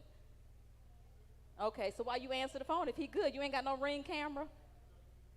Oh, okay. You out of here on a date. You just gonna disrespect me being on stage like that? That's your wife? And she let you talk on the phone like that out in public? How long y'all been together? A year? She don't fuck with you for real. She is mad as fuck. You are embarrassing her, sir. She is mad as fuck. She was like, why the fuck did I take him out here? We're going to sit right in the front. It's bad enough you got this fucking bullshit on your face, and then you out here talking on the phone and shit. She do not fuck with you for real. Something happened. I'm going to tell you what happened. She got tired of fucking around with these fuck-ass niggas, and you must have just came home and you was like, fuck it, we going to do this. Is that what happened? I can tell. Let me tell you something. I know the Lord speaks through me to talk to you. How long you been home, sir? Uh-huh. Sir, you do not have no military disposition about yourself. I am in the military. I used to be in the military. You are lying to me, sir. You ain't dressed right, you ain't got no posture sitting up. People that's in the military have a situation about themselves. I was. You must have been in the Marines. Yep, y'all didn't do a motherfucker. Let me stop talking to you. You didn't do a motherfucking thing. This nigga didn't do shit but sit in the goddamn cockpit. Respect. I promise you I would. As soon as I got asthma, I got the fuck out the military too, goddammit. I'm at 30%. I'm almost at 100. Just, you can. Oh, nigga, let me tell you how the Lord works through us. See how I talk to you? See, if I wouldn't have talked to him, I wouldn't have known that shit. But see how the Lord works? I'm about to finish with y'all because I'm going to go ahead and figure out how you still work at the VA? Okay, cool. That's what's up. All right, y'all. I don't know what y'all saying out here. These lights is real bright. But anyway, if you guys are on social media, follow me. I'm on TikTok. I do this thing called Hey Black Man. And in this situation, I believe that black men need to be encouraged and uplifted. Y'all really be out here running amok. Some of y'all are hoes, but most of y'all are really good niggas. Like this one right here behind this woman, that's a good man right there. And I can tell. Listen, let me tell you something. You fuck him on a regular, ma'am, because these raggedy bitches will fuck him, okay? He seems strong. I know I ain't shit. I'm a Scorpio. God didn't see fit for me to be shit. I already know that. Just, I know who I am. I'm telling you right now, I got about 2 niggas that like me. And I don't like neither one of them. I'm trying. I know who I am, ma'am. Let me tell you something. I know me, yes. I've been an ain't shit bitch in a long time. I had niggas acting like I like them, and then I just act like the shit ain't happening. So if you guys are on social media, follow me. I'm at Katrina G Pope, Katrina like the storm, G like Grace, Pope like Pope John Paul. I appreciate y'all for coming out. I have a show coming up on July 24th. It will be my first Feed Our Men. I have a nonprofit organization that caters to black men that's been in prison, that's getting out here trying to adjust into the world. My first comedy brunch is going to be on July 24th at the Atlanta Tech Village. I have Coco Brown and Marvin Hunter, so I would love you guys to support me. Buy y'all tickets tonight. Peace. Good night. Real ass bitch, give a fuck about a nigga. Big Birkin bag, hold 5-6 figures. Stripes on my ass, so he call his pussy tigger. Fucking on a scamming ass, rich ass nigga. Same group of bitches, ain't no ass to the picture. Drop a couple racks, watch his ass get bigger. Drinking on liquor and I'm looking at your liquor. If his money right, he can eat it like a sticker. I ain't got time for you fake ass hoes. Talking out loud, them fake ass clothes. Fake ass shoes, but they fake ass cold. I'm the realest bitch ever to you snake ass hoes. What? Act up, you can get smashed up. What? Act up, you can get Cut smashed that up. off. Ooh, I be ready to kick her ass when that song go on. Be wanting to find a bitch that want to fight. What, hoe? It's your ugly ass. Want to fight? Ugly ass bitch. These bitches be swearing they want to fight till you snatch their wig off. That's when the fight is absolutely over. Who else? I don't give a fuck. If you lose your wig during the fight, even if you win, you lost. You lost, because it's going to be on the ground. And somebody going to see your bald-headed ass out there in them streets. So you lost. I'm about to bring up my headliner right now. I am not going to hold you guys up. I want y'all to enjoy yourselves. This lady has been on so much shit. She travels to colleges. She has her own room. She is from South with an F, Georgia. She is not the one to fucking play with. Right, she owns some land down there in LaGrange, bitch. Real nigga shit. Right, we gonna build a compound down there. We ain't gonna let nothing but big dick niggas on the compound. Big dick niggas can only come on this compound in LaGrange. So sign up in the vestibule out front, and we will get you on the compound. If you feel it. We gotta see your dick. Listen, I know I get so many unsolicited dick pics that I don't want, but this one we're gonna ask for. We're gonna look through them extensively. I want pornography dick, if you would. Not them regular ones, not them average everyday dicks. I don't want to see them. Send them to your mama. She changed your pampers. She know what it look like. It's the same size. Listen. I need to stop this shit. But I'm about to bring my girl up. Y'all put y'all hands together right now. Coming to the stage right now. One of the hottest females in the game. She blazing this shit. She the shit. This is my girl. She's going to be your girl. Jae Tea Lo. Clap it up. Clap it up. Clap it up. Make her feel loved, wanted, appreciated. I go on and on. Hey. Understand how I last so long. I don't know about y'all, that my shit. Superpowers. Ain't love over there acting like he knows somebody. Ain't it like when niggas slap you, pull your hair a little bit, call your bitch the right way. You been back in the 90s, nigga, you some bitch. We look back and see, goddamn. I ain't finna get my shit. What's my favorite word? Bitch. Why they gotta say it like short? Bitch. So they can't play on my court, can't hang with the bitch. What you won't do is steal Blow the me. whistle. Blow the whistle. Blow the whistle. Blow the whistle. Cut that shit off, man. Cut that off. You know, it's Tuesday. I got to teach Bible study tomorrow night. That's what I got to do. Y'all give it up for everybody you seen tonight, please.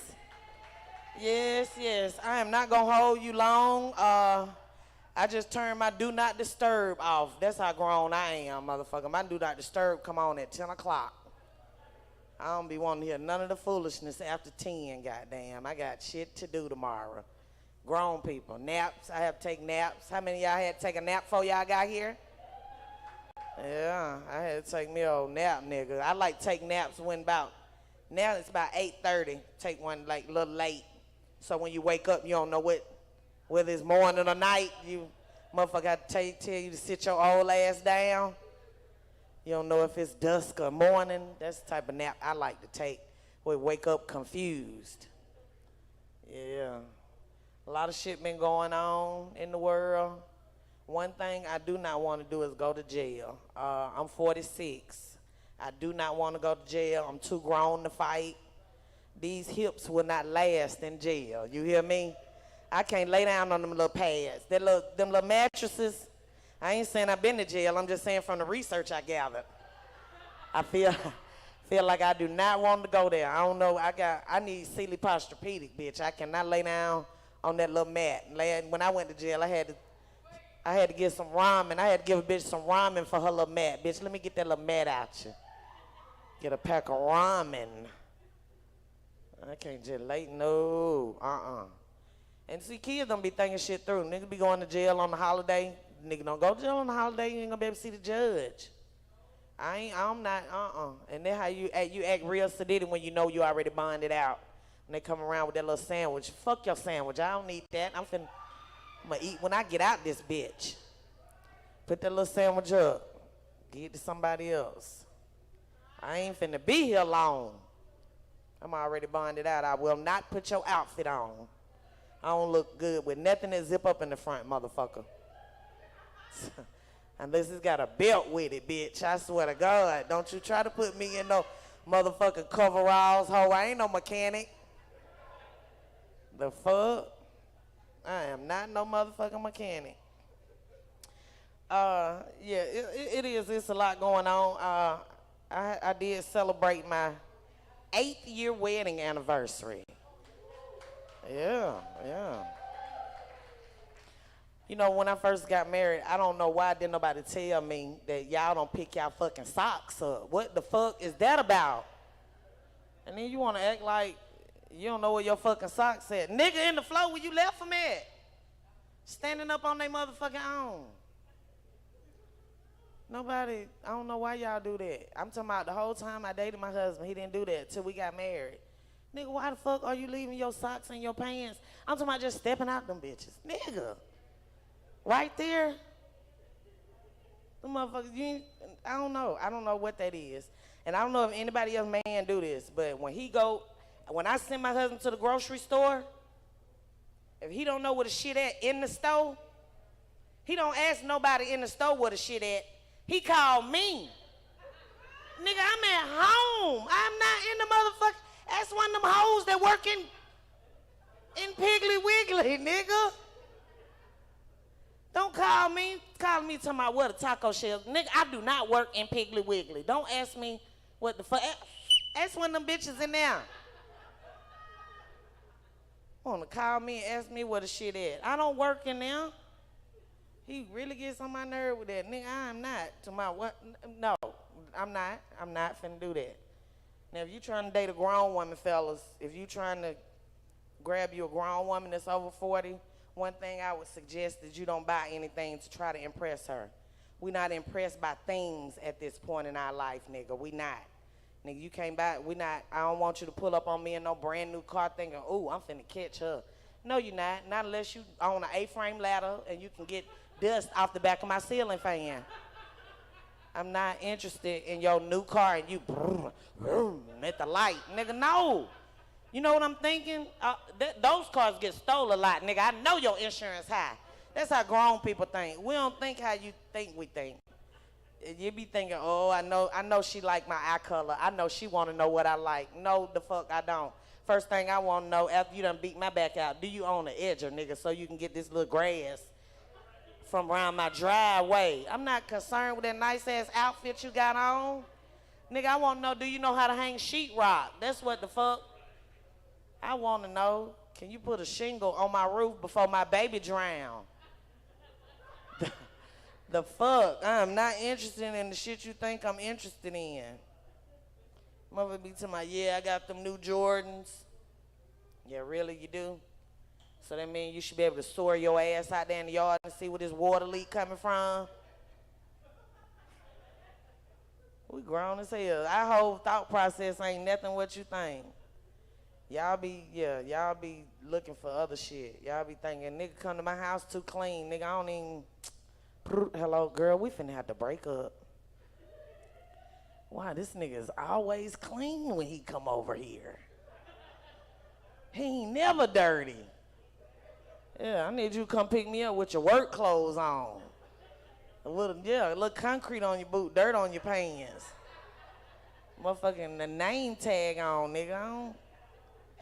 I ain't with that shit. Yeah, I don't want, I don't know. You come over there clean all the goddamn time. I don't trust you. I don't know. I need you. Come pick me up with a paid child support receipt in your pocket. Can't go to jail. R. Kelly got goddamn 30 years. And he's still facing some more shit in some more states. That's ridiculous. If a nigga I'm dating 30 years, it ain't me, it ain't you, nigga, it's the judicial system. It's the judicial system that don't want us to be together. It ain't me. I'm breaking up with you after 2 days of you being locked up, but trust me, it is not me. I'm grown. I ain't no ride or die no more. I don't do, nope, hell no, nope, it's yours, nope. No, ain't no riding or no dying no more. I done did all the riding and dying I'ma do. But the logic comes is, what you gonna do about it?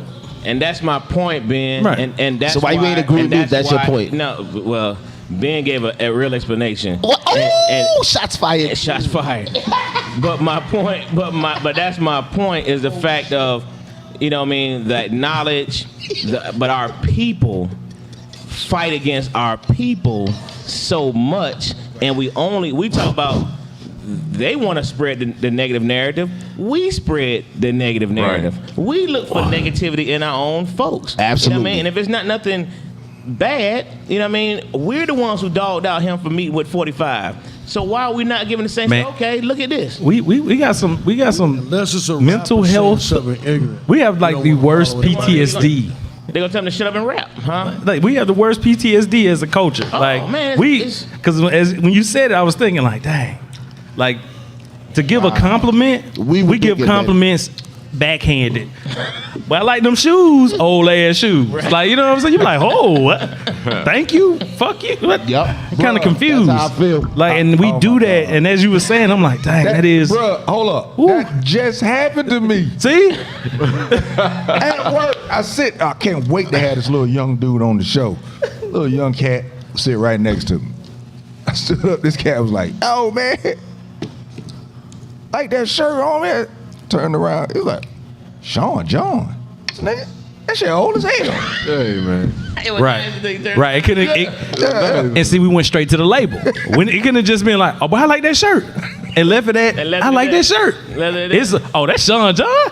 Right. Dang. It's a collaboration. Marshalls? Tell them it's a collaboration with Gucci, and they'll like it. Burlington, yeah. On sale in the back. Yeah. I ain't mad at you. Or K&G the year after.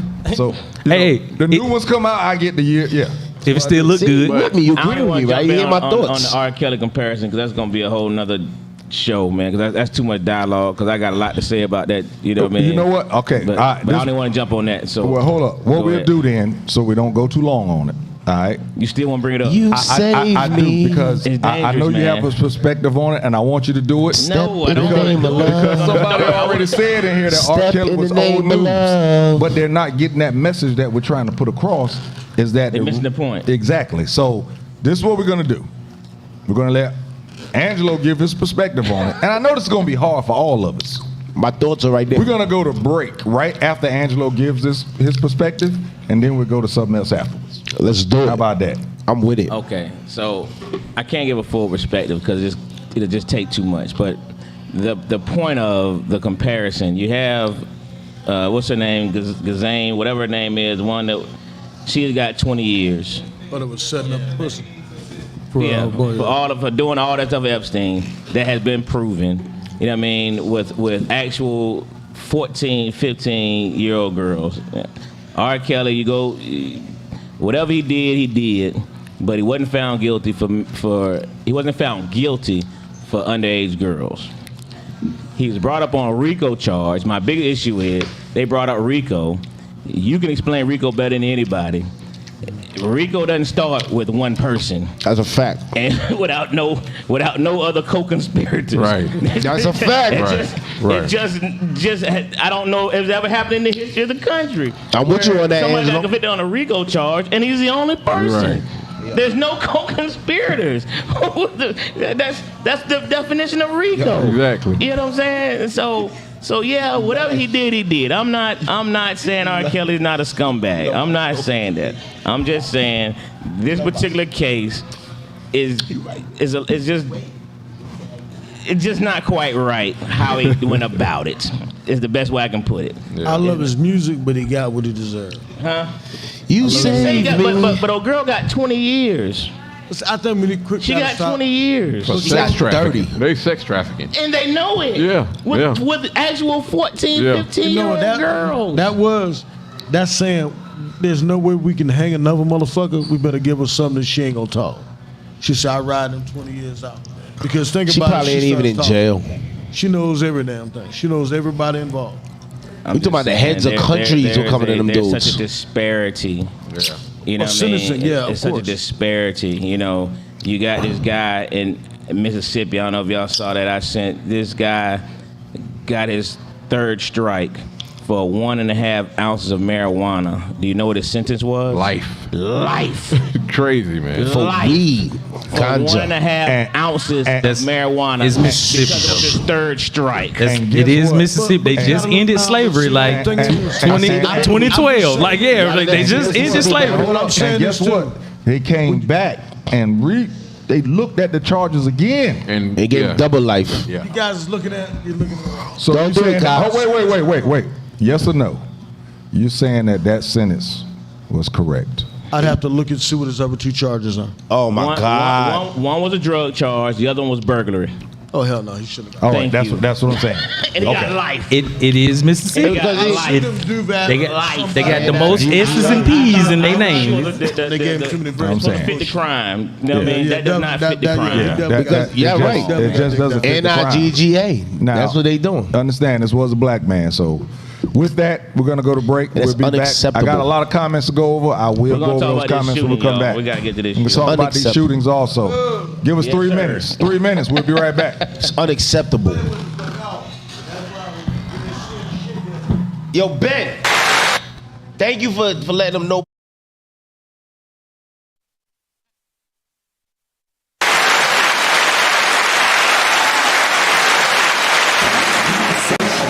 With Jae Tea and Lo, you never know which way to rap. Classic conversations with Jae Tea and Lo. You never know which way the rhetoric is gonna go. Classic conversations with Jae Tea and Lo. Classic conversations with Jae Tea and Lo. You never know which way the rhetoric is gonna go. Classic conversations with Jae Tea and Lo.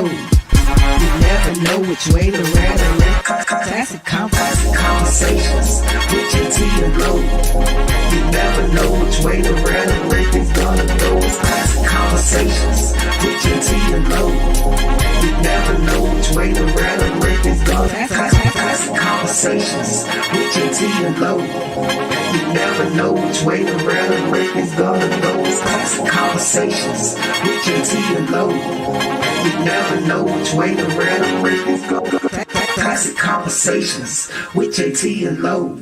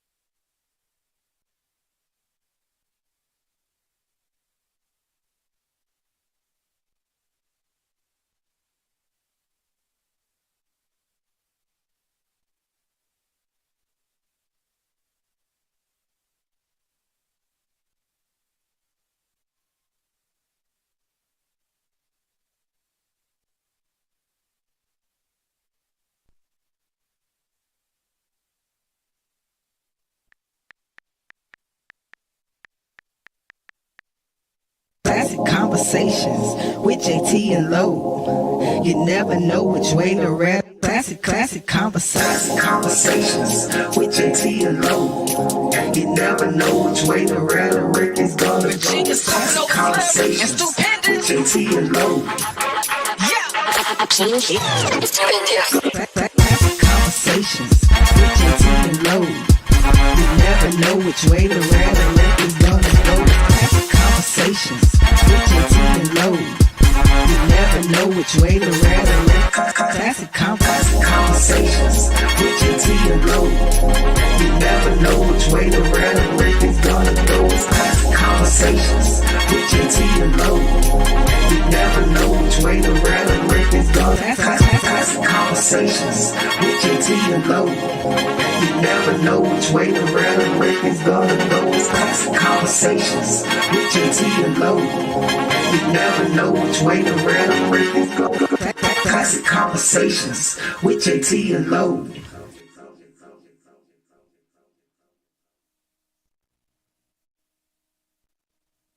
Classic Konversations with Jae Tea and Lo. You never know which way to rap. Classic Konversations with Jae Tea and Lo. You never know which way the rhetoric is gonna go. Classic Konversations with Jae Tea and Lo. Classic Konversations with Jae Tea and Lo. You never know which way the rhetoric is gonna go. Classic Konversations with Jae Tea and Lo. You never know which way the rhetoric. Classic Konversations with Jae Tea and Lo. You never know which way the rhetoric is gonna go. It's Classic Konversations with Jae Tea and Lo. You never know which way the rhetoric is gonna go. Classic Konversations with Jae Tea and Lo. You never know which way the rhetoric is gonna go. It's Classic Konversations with Jae Tea and Lo. You never know which way the rhetoric is gonna go. Classic Konversations with Jae Tea and Lo.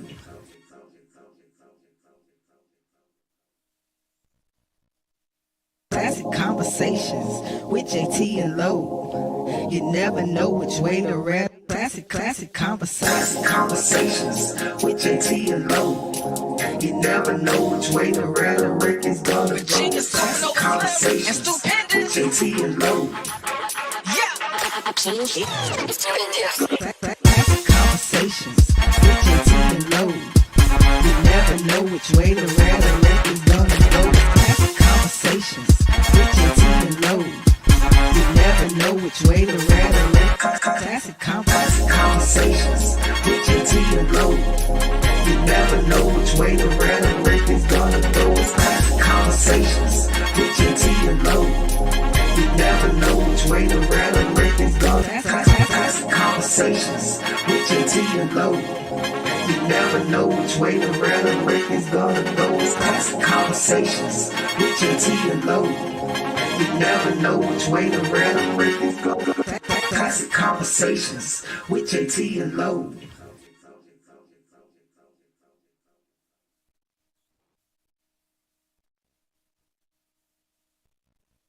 Classic Konversations with Jae Tea and Lo. You never know which way to rap. Classic Konversations with Jae Tea and Lo. You never know which way the rhetoric is gonna go. Classic Konversations with Jae Tea and Lo. Classic Konversations with Jae Tea and Lo. You never know which way the rhetoric is gonna go. Classic Konversations with Jae Tea and Lo. You never know which way the rhetoric. Classic Konversations with Jae Tea and Lo. You never know which way the rhetoric is gonna go.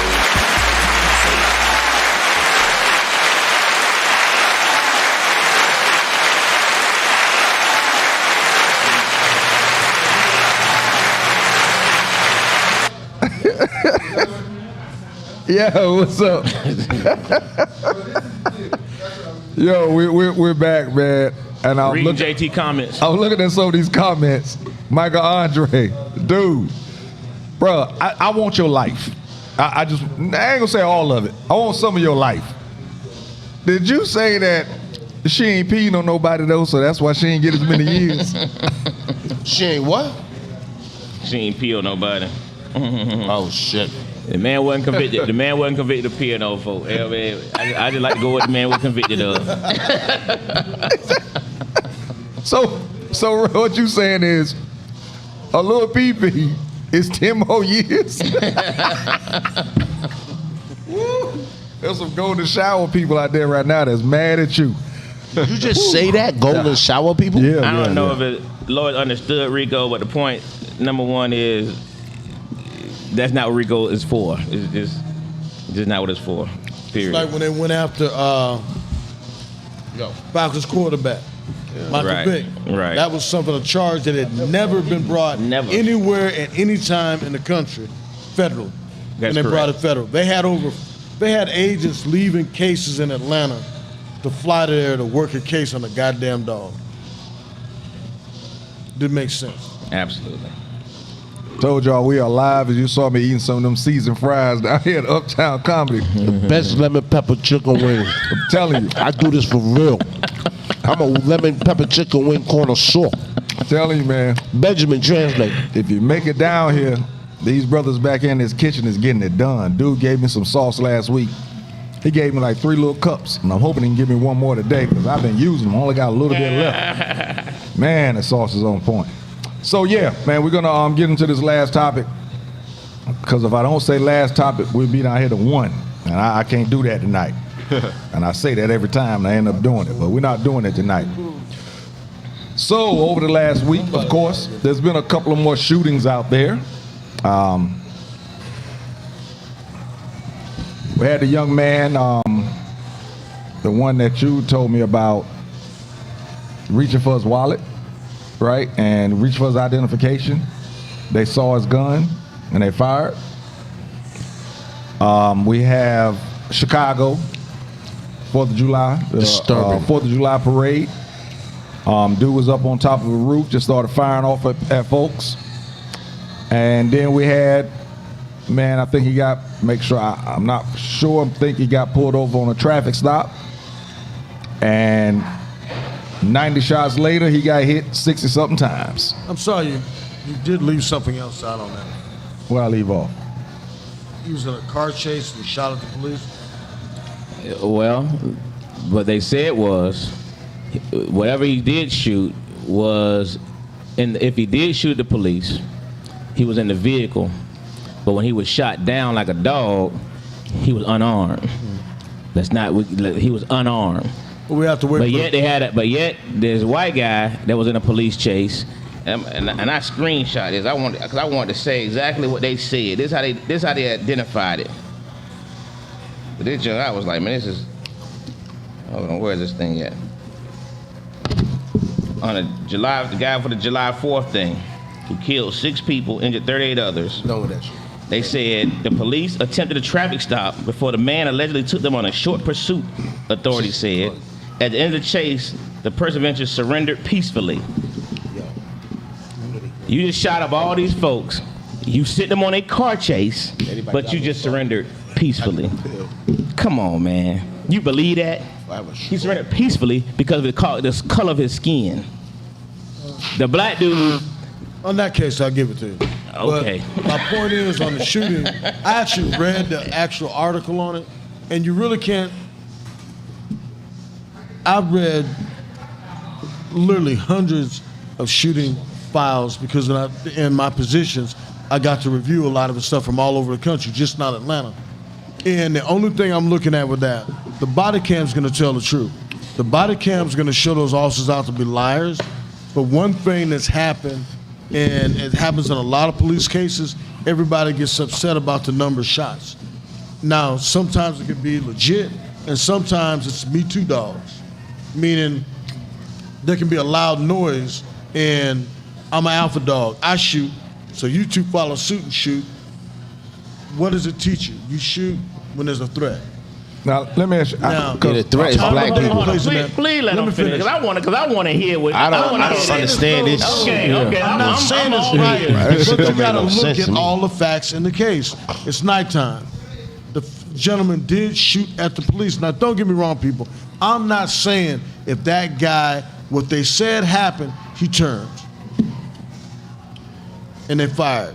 So if you see somebody bail out a car at night, the guy has a mask on. You left out that part too. COVID. He had a full mask on. You can't use that. You can't use that anymore. Not a face mask, a ski mask. Okay, how many people you know wear ski masks?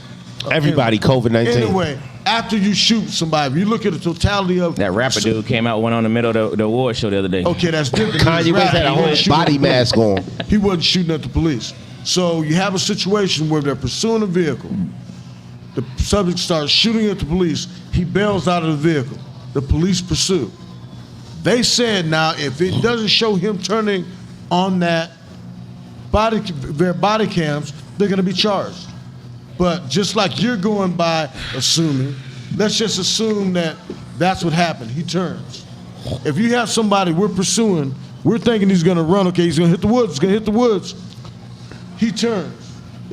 nighttime. He's wearing a black mask, dark colored shirt. You're not going to see a weapon. Can I ask you a question? I want to ask a question after you, Angelo. If you were running from the police and they're saying stop, and you stop and turn, aren't you following their commands? Agreed. And let me ask another question. Why is it that all these videos, wherever the police are wrong, the video might be wrong, but whenever there's a video of a black person doing something, oh, that's inconclusive. That's right. That's 100% right. He did it. Why is there a double standard behind that? I'm saying wait until you see the body cams don't lie. But what about the videos when you see somebody doing something, they be like, oh, he was definitely wrong. They don't analyze the video. But let me make sure I'm on the right one. We're talking about 90 shots. Yeah. That's the one we're talking about? Yeah. Okay, and I'll explain the shots. And let me make sure so I know you read the article. Was it 5 officers? I think it was 8. 5 to 8 officers. Yeah, I think it was like 8 officers. They don't know how many of them fired yet. But what we do know is the gun was in the vehicle. That we do know. He shot the gun was in the vehicle. 90 it wasn't on his person. times. Was it definite that he shot at them? he definitely shot at video. I heard it was alleged. Everything I heard it else. was alleged as well. Okay. You can see him when they slowed it down. You saw the gun blast coming out of his car. It's still framed, and you can see it coming out of his left driver's side. Down, pull me over, and I decided to light a cigar. Well, if you've been running from police at a high rate of speed, that wouldn't be a good idea. Shit, it doesn't sound like anything is a good idea. Hey, the white guy just killed 6 people, wounded 38, and was on a police chase. But he peacefully, that's just like if you get stopped in South Georgia King. and you get stopped in the city of Atlanta and you get stopped in Cobb, you're gonna have 3 different ways that you handle. You're gonna be handled 3 different ways. The same way in that situation. Should it all be the same in the perfect world? Of course. It's supposed to be the same, but y'all protect the money. I totally agree. I'm just dealing with that circumstance you asked me. That's one of the things I do on the show. I'm not trying to justify it, but I'm saying what possibly could have happened. If the body cam shows differently, fine. But if a gentleman shoots at the police, bails out of a car running, they're in hot pursuit after him. You remember those days, hello? And you're running after him, and the person shot him, not saying if it was a stolen car and stolen car only, you'd be waiting more to see what's happening. But if a guy turns like that, it could have just been like, fuck it, I give up. Could have been. But guess what? You fucked up.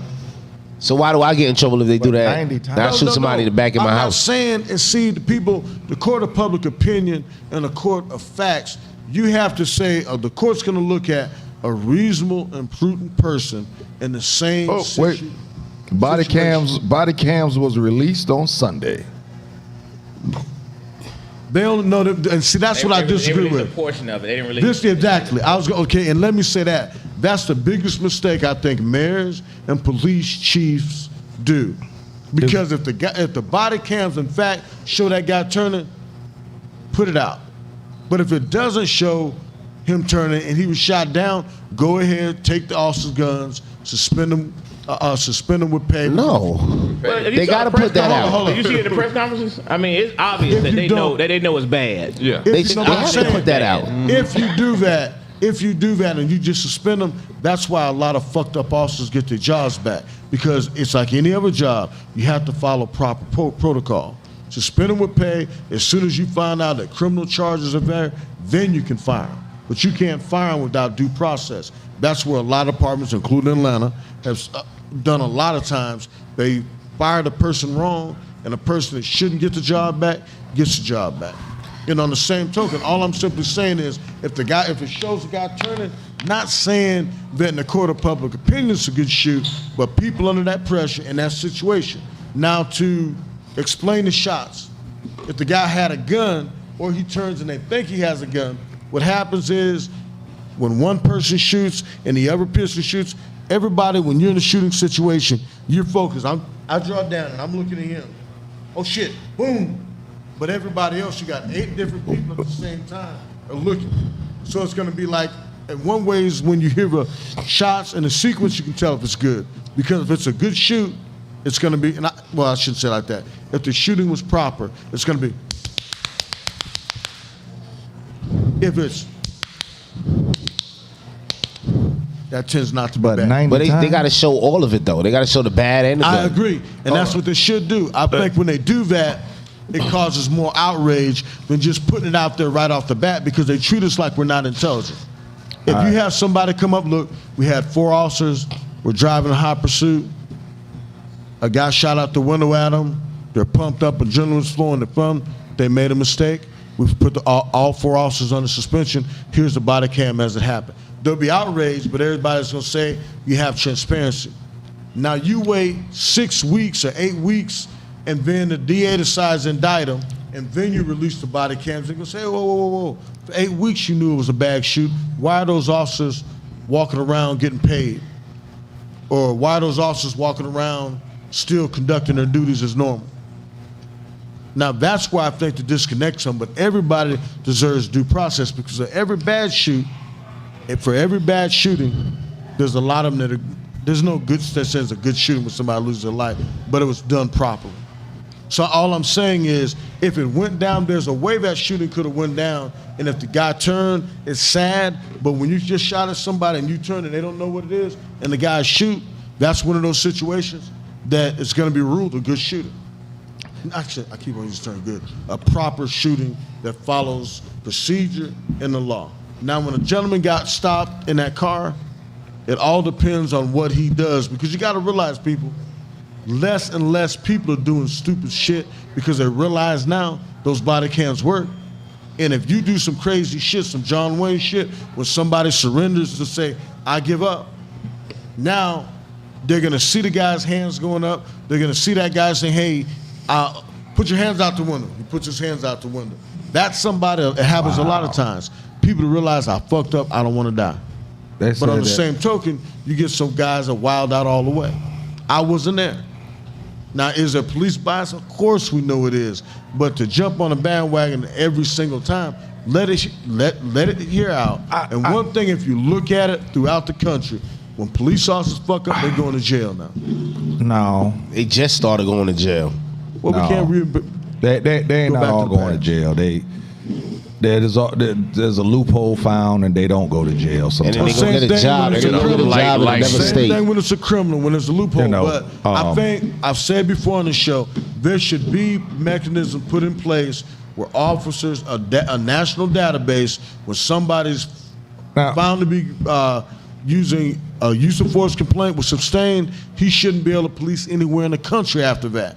That's not in place right now, so you get bad apple going from department to department to department. I agree with that. Somebody, I think it was Michael Andre. He said that the video even showed someone had to tell them to cease fire. Yeah, I mean that's correct. How do you shoot somebody I understand it's nighttime. I get it, but you shoot somebody's. However many officers it was, 60 shots. 90 shots. 90 what shots in all. happens is, okay, if you have 8 officers out there, okay, that's 8 guns. You hit 60 times. Okay, what's everybody's taught now is when the target turns, when a threat comes, you're supposed to fire. No, I'm saying when the target turns, when they're trained. I'm telling you how they're trained.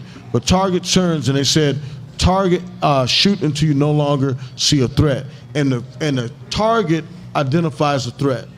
It's called muscle memory. People react exactly how they're trained. The reason why they started saying shooting to a threat, you no longer see the threat, because officers before, it was more like target practice. They were firing one time, then they were told to look and examine. And when officers did that, what was happening, officers were getting killed because they're missing that first shot. They were doing this, and then they were getting shot. Yeah, So but they you can't train police officers the way you train people in the military, and you're policing your citizens. That's not what they're told. When they're that's told crazy. to fire to the threat, they're supposed to see a threat, and when they see that threat, they're supposed to fire till they don't see that threat. So if you're firing center mass, you're now firing an individual until he drops. But that's a judgment call, right? Huh? I mean, what some perceive as a shoot, threat, not to shoot. Yeah. And so you'll have times on the shooting, guaranteed, there's probably some officers on that scene that didn't shoot. All right, Adrian said a man in Kentucky killed 3 cops and he was taken into custody. Yeah. A man allegedly fires at officers and get hit with 60 bullet wounds. It just makes no sense. Talk to me, Black. And of course, you know, my man Andre, he said the cop is biased as fuck. I mean, I My can't job agree with the here cop on is this one. explain Yeah, how it the is. investigation is going to go. The I'm not math, saying you're going to like it, the math ain't mathing. but after because if you 90 got shots 8 people fired, shooting, 60 hit. and they're shooting at the same time, it's Why? That's what I'm saying. Because it's not like, hey guys, hold on, I'm going to shoot this. And There's 8 people acting individually. Well, that's ridiculous. So if he stands up right now and we all draw out. Why is it always because we're black with a target? This gentleman was very astute. He said, Oh, because he the light threat has skinned and to I'm be dark there. skinned, shoot He me. may decide, oh, bam, and shoot quicker. You see a threat. Oh, shit, he's got a gun. You have some else. Oh, and then you got the Me Too officer. Bam, bam, oh, shit, he's killing us. And they shoot. That's not acceptable. What investigation's for. That's- That's how you get those large number of And- shots fired. And this is what I've I'm just saying how it's I've done. always wanted. I'm not saying it's Why- right. That's why you get large numbers. Is it policy to handcuff a Thank you dead for saying body? that. Yes, yes. And that's done for a reason. Please tell me what handcuffing a dead body does. You don't know if a person's dead. There's been cases where people assume that somebody was dead, and the person rolled over and shot, or the next person that went to pat him down or search him ends up getting shot. 60. But how often does that happen? It's procedure. What happens is people go to muscle memory.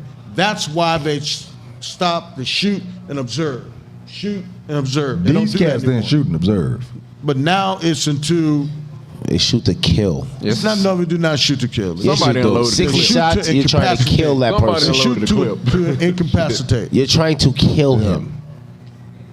They're trained to incapacitate. They do not use the term kill out there. They tell you They don't use the where term. The 5 zone is when the vital areas of an individual. And that's why they're trying to kill him. They kill him. They shoot him right in them I've seen zones. deadly force.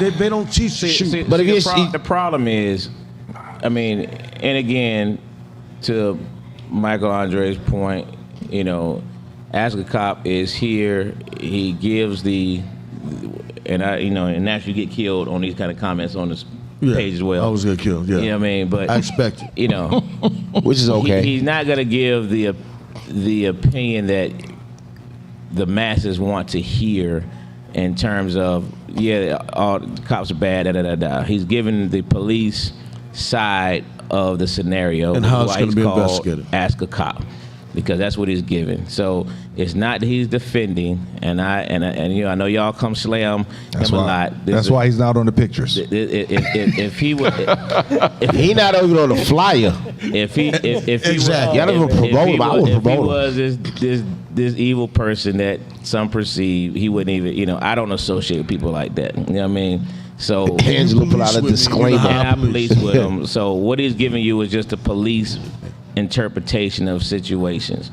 Now, I agree sometimes I don't agree, because being a former police officer, I like to feel like I can always see both sides of the spectrum. This particular spectrum, I can't see any justification whatsoever for these police officers to have unloaded 90 shots. You know, if it allegedly shot out the window, you know, the first question would be, okay, why somebody didn't shoot back at the vehicle then if he shot? Because of from policy. the vehicle. But okay, and so then he gets out and run. I don't believe they went by policy, because after he's running, you know, this guy wasn't accused of mass murder. He wasn't accused of just shooting 3 police officers, which another guy just did, in Kentucky? Yeah. And survived. He wasn't accused of shooting 6 people at the July 4th parade. Absolutely. And survived. You know what I mean? He wasn't accused of shooting people in Buffalo at the grocery store. And survived. Talk to me, Black. We're talking about somebody that I'm not even sure what the actual crime was supposed to be, but he took off running. That was the crime. And, No, and now he got 60. He would have had an ag assault charge. And I'm curious to know how many of those shots, when they do the autopsy, are going to be in the back. I'm very curious That's to know what- how Why many is of those are running going to from be Yes. in the back. That's going to be a telling story. Exactly, and that's part of it. That's part of it, and I get you. I'm trying to, you know, Solve it up. You're being his Benjamin. No, bad. I don't put my personal opinion Angelo, in you being his because Benjamin. You're trying to help him there's out been a here. lot of shootings on here. When we talk offline, I tell you it's a bad shoot in my opinion. But what I try to do on here All them is to shits let is bad. people see how it's investigated from the police end on how their thought process goes. I believe in transparency. I believe you'd be better suited to show exactly what happens on the body cam and act swiftly. Dwayne, can you pull up the body cam? I Let's hear wouldn't what- be Yo, so why surprised not- to find out that it's going to be a couple of They shots might as well to the just back make it a law. before He actually turned around. They might as well And I make a think they law. know that. You know, Running Yeah, while yeah. black from the police is against the law. I mean, running from the police, evading the police is not against the law. Like, all right, he gets away. Wait. I'm stepping in. Yeah, please. He didn't. It's He against didn't. the law. He didn't. It shouldn't be a death. He didn't mean. He didn't mean that. That's not I didn't against. do it fast enough. I think what he was trying And soften the wings. to say, well, it's not that. Head swimming. It's not a punishable by death situation. Yeah, I agree. I think he just got caught up in his moment. Right. Moving forward, his inertia. And I So agree. Yeah, thank you. there we go. My inertia. We gonna figure. Yeah, my inertia. And force, you got to remember, people. Force, I don't care what force, it's always going to be ugly. It's always going to be ugly. But what happens when people start shooting? The first person to shoot, the other person to shoot, and then you get copycats. And forensics will show it because they're going to be able. They got these little needle things. I don't know. I'll get a proper name for them. But if you don't mind me. Yeah. Go ahead. What it's going to do, it's going to show, it's going to be a through and through room. It's going to show from here, they're going to show was it an exit or entry room. They're going to put one through here, and they're going to be color coded. And show where they came from. Okay? Seen that on Show the CSI. angle, who was shooting. Yeah. When they do the investigation, they're going to walk all those officers out there and say, where were you standing? Body cam is going to show the positioning of a lot of those officers. So what happens is then they're going to do the forensics when they dig up, when they remove all the bullets from his body. And they're going to do the forensics on him. And every single one of those guys' guns were taken from him. Okay? Every one of those guns is going to be fired into a barrel. And the wood, it's not fired in a barrel, but it's a device that allows a bullet to slow down where it keeps its integrity. Okay, at that point, every gun is going to be fired like that. Then every bullet that's removed from him, including the fatal wounds if they didn't exit the body, are going to be removed. That's how people find out who actually fired the shot to kill the individual. There's been shootings where 3 people had shots that incapacitated the individual. So then they're going to go back and they're going to look at camera because you got to realize you got the officer's word, but you also have cars that have running body cams and car dash cams that can't be erased because they're not kept by the police departments. It goes to Body Cam, which is a company. It goes back to them. So I want to say that to let people know the facts are gonna come out. But I think if you're more transparent, be it a good shoot or a bad shoot, and let people see it, they may ride a little bit, they may get upset, and rightly they should if the guy was shot in the back and gunned down like a dog. So you're saying there's a possibility that some officers will be charged and some may not? Exactly. Because what a lot of times what can happen is me and Jae Tea are justified, but Lo was me too. Scared. Right. Okay? So 60. Now, how many? I've seen different numbers, 5 and 8. What was? Anybody know what the number was? I read it was 8. 8. That's what I read. Yeah. 8 what? Shots? Cops. 8 cops. 8 cops. police 8 officers. cops letting off So a it clip. was- Each so clip it got was 8. So that Each clip got 8 bullets. if each one of them did It's hit real him, easy. so 8 90 times 8, shots. Somebody 64. Did somebody have to reload?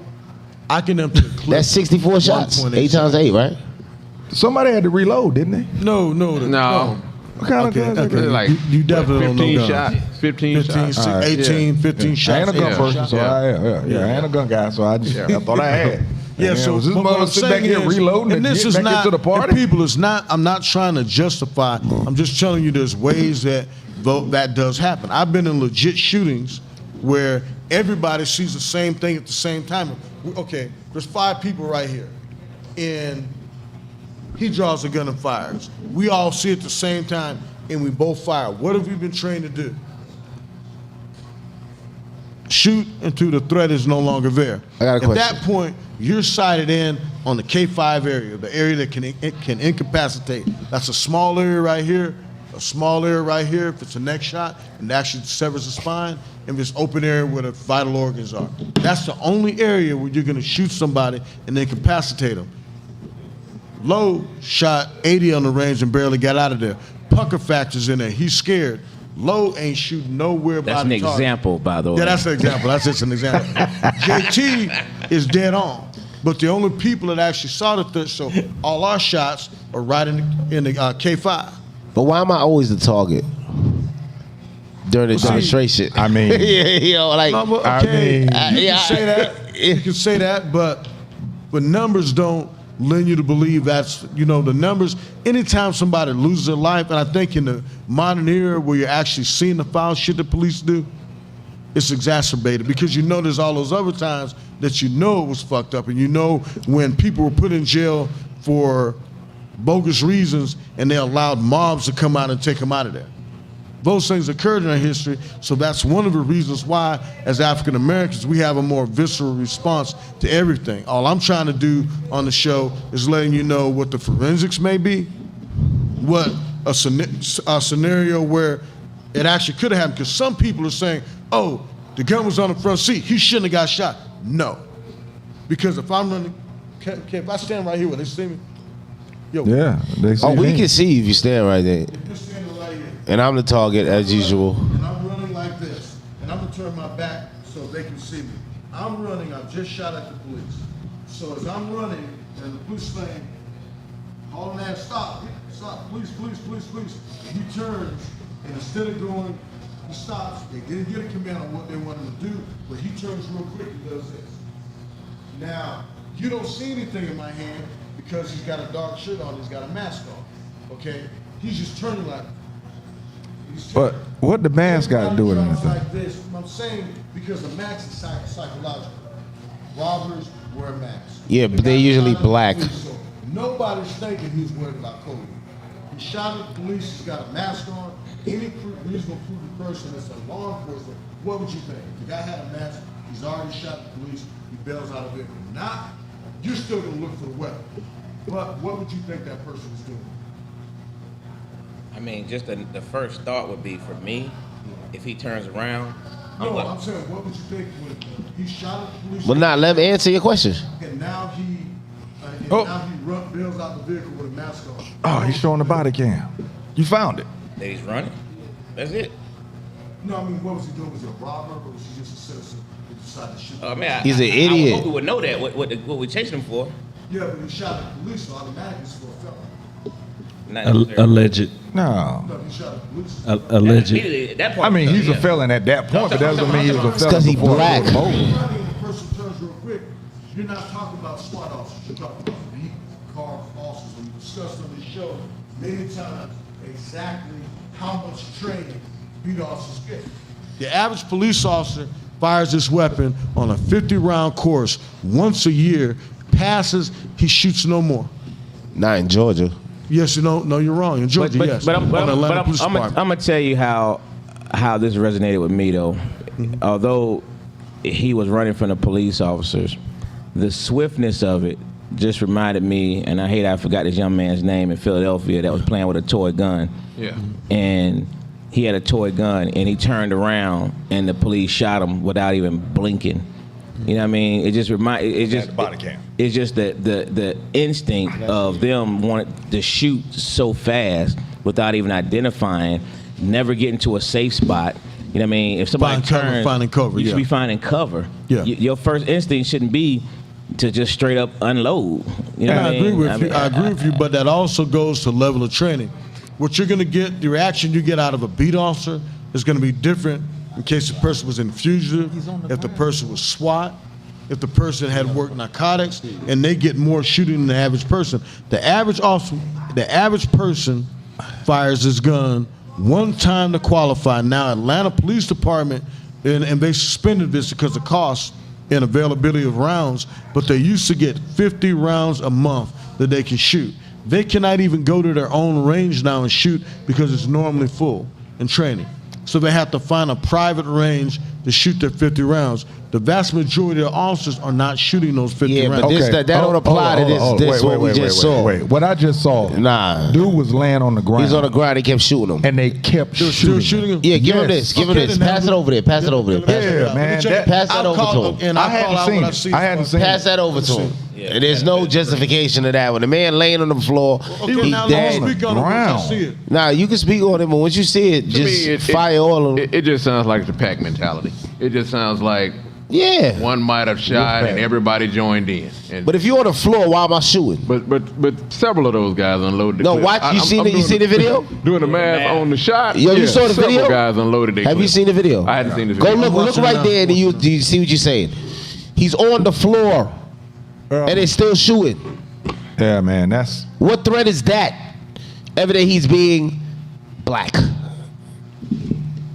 Yeah, that. Do I need my translator? And then I think also of the guy in South Georgia that it was a domestic. I think it was a domestic violence charge. Cops came. He took off. He got to the woods. He pulled his car up. Shooting.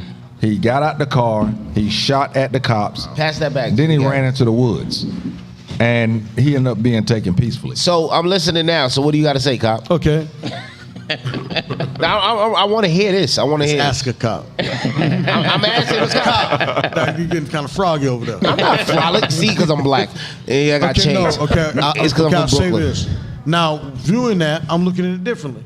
But like I've always done, my statements I make are on the facts that are there at that point. Now, looking at the film, I can't say what the officers, what the ones that made the statement, he turned. The guy said that he turned, I thought he had a gun. Those officers may be justified in the shooting. The other ones that shot into the ground, what they're gonna do, there's gonna be through and through ruins. They're gonna search the woods, check trees to find the ones that went through and through. The ones that are in the ground, those officers got issues. They'll be charged.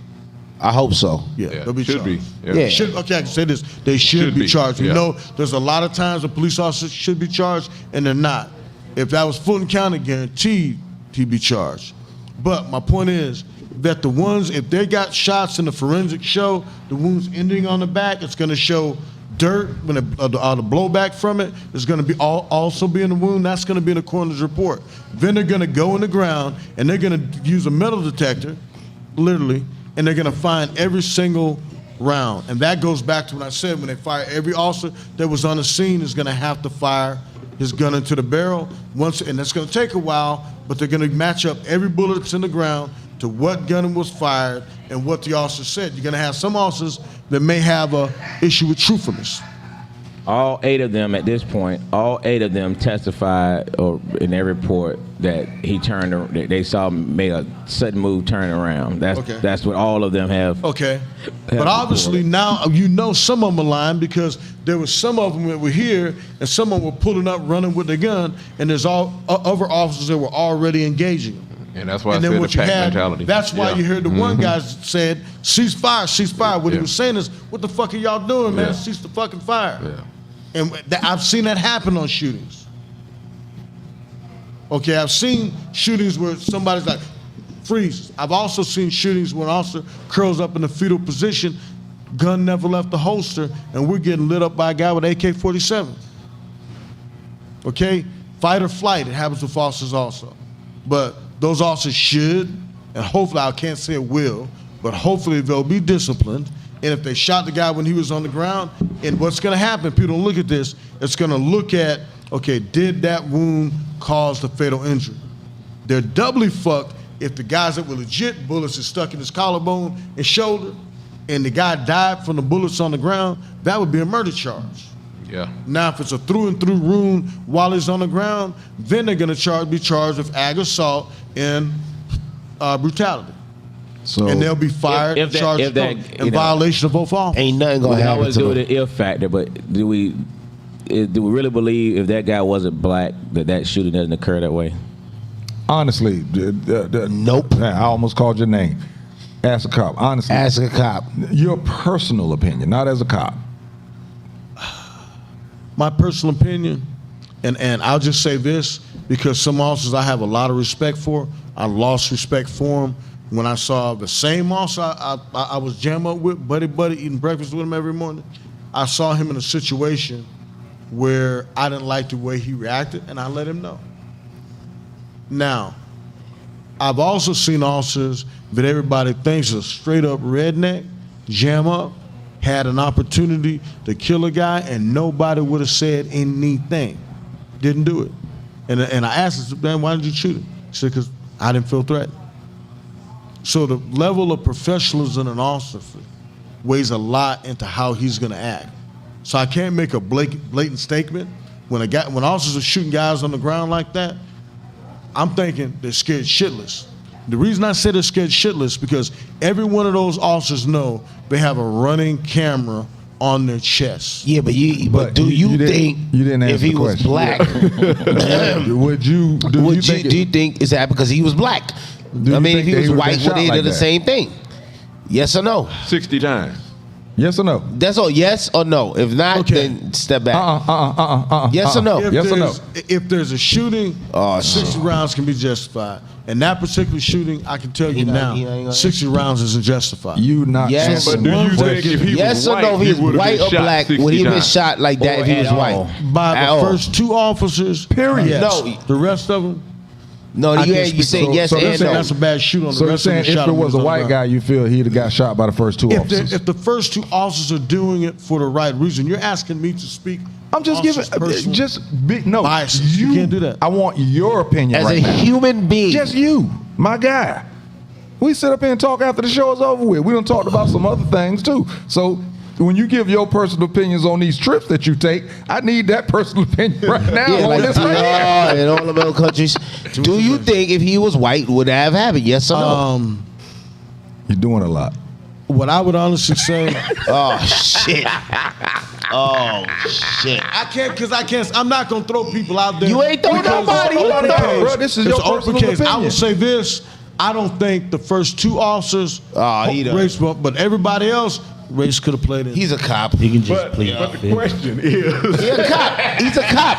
would a white guy have been shot I 60 plead times in this There's situation? a disproportionate number of black males that are mishandled by the police He's a cop. sometimes. But I'll tell you that. It's the I first time. can't It's the say. first time the cop shucking and jiving on his ass. Hey, you. Yo, he doing cha-cha. He doing the R. Kelly. You know the R. Kelly step in the name of police. Listen, this is what I will say. Go ahead. Fear of the black man is real. Okay. Fear of the black man is real. So that means yes. I'm not gonna. if he was- No, I'm not saying that because I've seen on each and every blackballed. call. I've seen on the domestic where before. Stop. No. Here's my. No experiences. Just here's my concern with that. And I just read the statement a minute ago. somebody said he vote Republican. We know that this white dude. No. We know that this white dude opened fire on a roof and shot and killed 6 people, wounded 38 others, was on a car chase. How was he arrested peacefully? Yes. And I can explain that one. What? How? Oh, definitely. So because they weren't afraid of him. That's the only explanation you can get. How can you explain that, but can you explain your opinion? And I would say that does happen. Now, I will say this. When you're on that hype, I don't care who it was on that one. If they would have gave an excuse, he would have saw Jesus. But on that one, you got to be 100% correct because you know that State Crime Lab was probably At already that on the moment, scene. you don't know nothing. But You know that the guy shot up 6 people. If he was black, let's be real. Hours after if the the guy incident, was black, y'all there would was have killed hours. him. No, dude. But they said they had Y'all would have shot him evidence that he dead. had multiple weapons on him still. Still. And he had him in the vehicle. Yes. When he was in the vehicle. Now, if it was me, it automatically And he gave him turns into chase. a federal. It starts as soon as they pull him over. That's a felony stop at that point. So in that particular situation, it's not like a guy running. In that shot that situation, motherfucker. the first person, one guy takes the call. Meaning that's a person that's going to give the commands to the individual. That's how they're trained. If I was Proper there trained. and that was me, I'd be dead. Yeah. I Because can't really understand I'm on the shit y'all shoot at the gun range. They got my face. Looking just like me. Everybody's saying, answer the damn question, man. He won't answer that shit. Because I said that there is sometimes it occurs. I can't put those two officers, the front ones that did it right. If in fact, when they look at those two officers, good God. I have a question. Look at those two officers' body cams. My thoughts. Those two officers' body cams, and that person turned the way they say they did, they're going to be good. Every other officer should be fired. Are all these cops white? So far, all the ones I've seen. Probably up there. Ohio departments. Columbus, Ohio has a lot of blacks, but the department's probably 80%. I have a question for a lot of Ask departments up Officer. top are like that. They're not representative of the people they police. And I think that's Yeah, a big that's a issue, problem. too. That is an issue. That is an issue. Yeah. Now, does race play into it? Yes, because fear of the black man is real. Once again, I have a question, sir. Is it police policy to not give your opinion when you off the clock? Is it? I just want to know because I need you. As you retire, no, he's still on the clock. He's still on the clock. He has never punched his ticket in. I've been waiting on this opinion. The first two officers that fired, and he gave his opinion. The first two officers that fired, I think they may be justified if their body cam But said. if he was everybody white, else if he was white, dead ass wrong. If he was white, do you think he would have been shot? That's what we asking. Not that many times, no. There you go. That's Thank you. the Okay. question we've been There we go. Yes. But you those said first he two would have been officers, shot. Missed it, Sean. I can't just throw them out. Well, he said he wouldn't have been shot that many times, but he still would have been shot. Okay, Boy. because he black. Tell you All right, something. thank you. the first two officers. white, No, that's he not would've what been I'm shot. He saying. wasn't shot that many times. What I'm I'm glad he saying- answered the question, so it makes sense that What I'm they saying, shoot the first to kill two officers- niggas. That's it.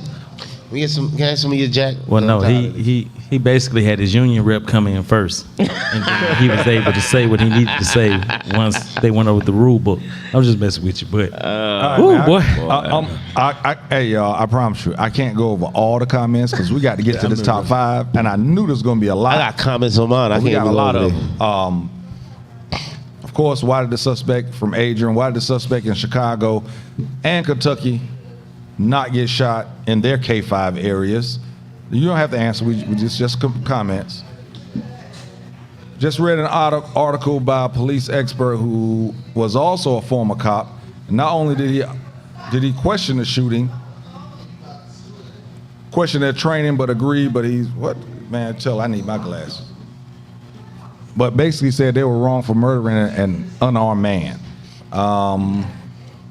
And see, that person was being unresponsible because if you haven't looked at everything on that scene, you're wrong for saying it. Now, I seen that run video. What did I say? Automatically, anybody that shot him on the ground was dead ass wrong.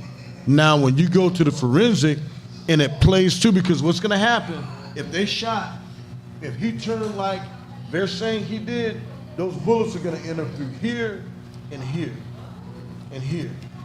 If the kill shot was delivered from the ground, somebody's got a murder charge. I just want to know. I understand what you're saying about muscle memory in regards to the handcuffs.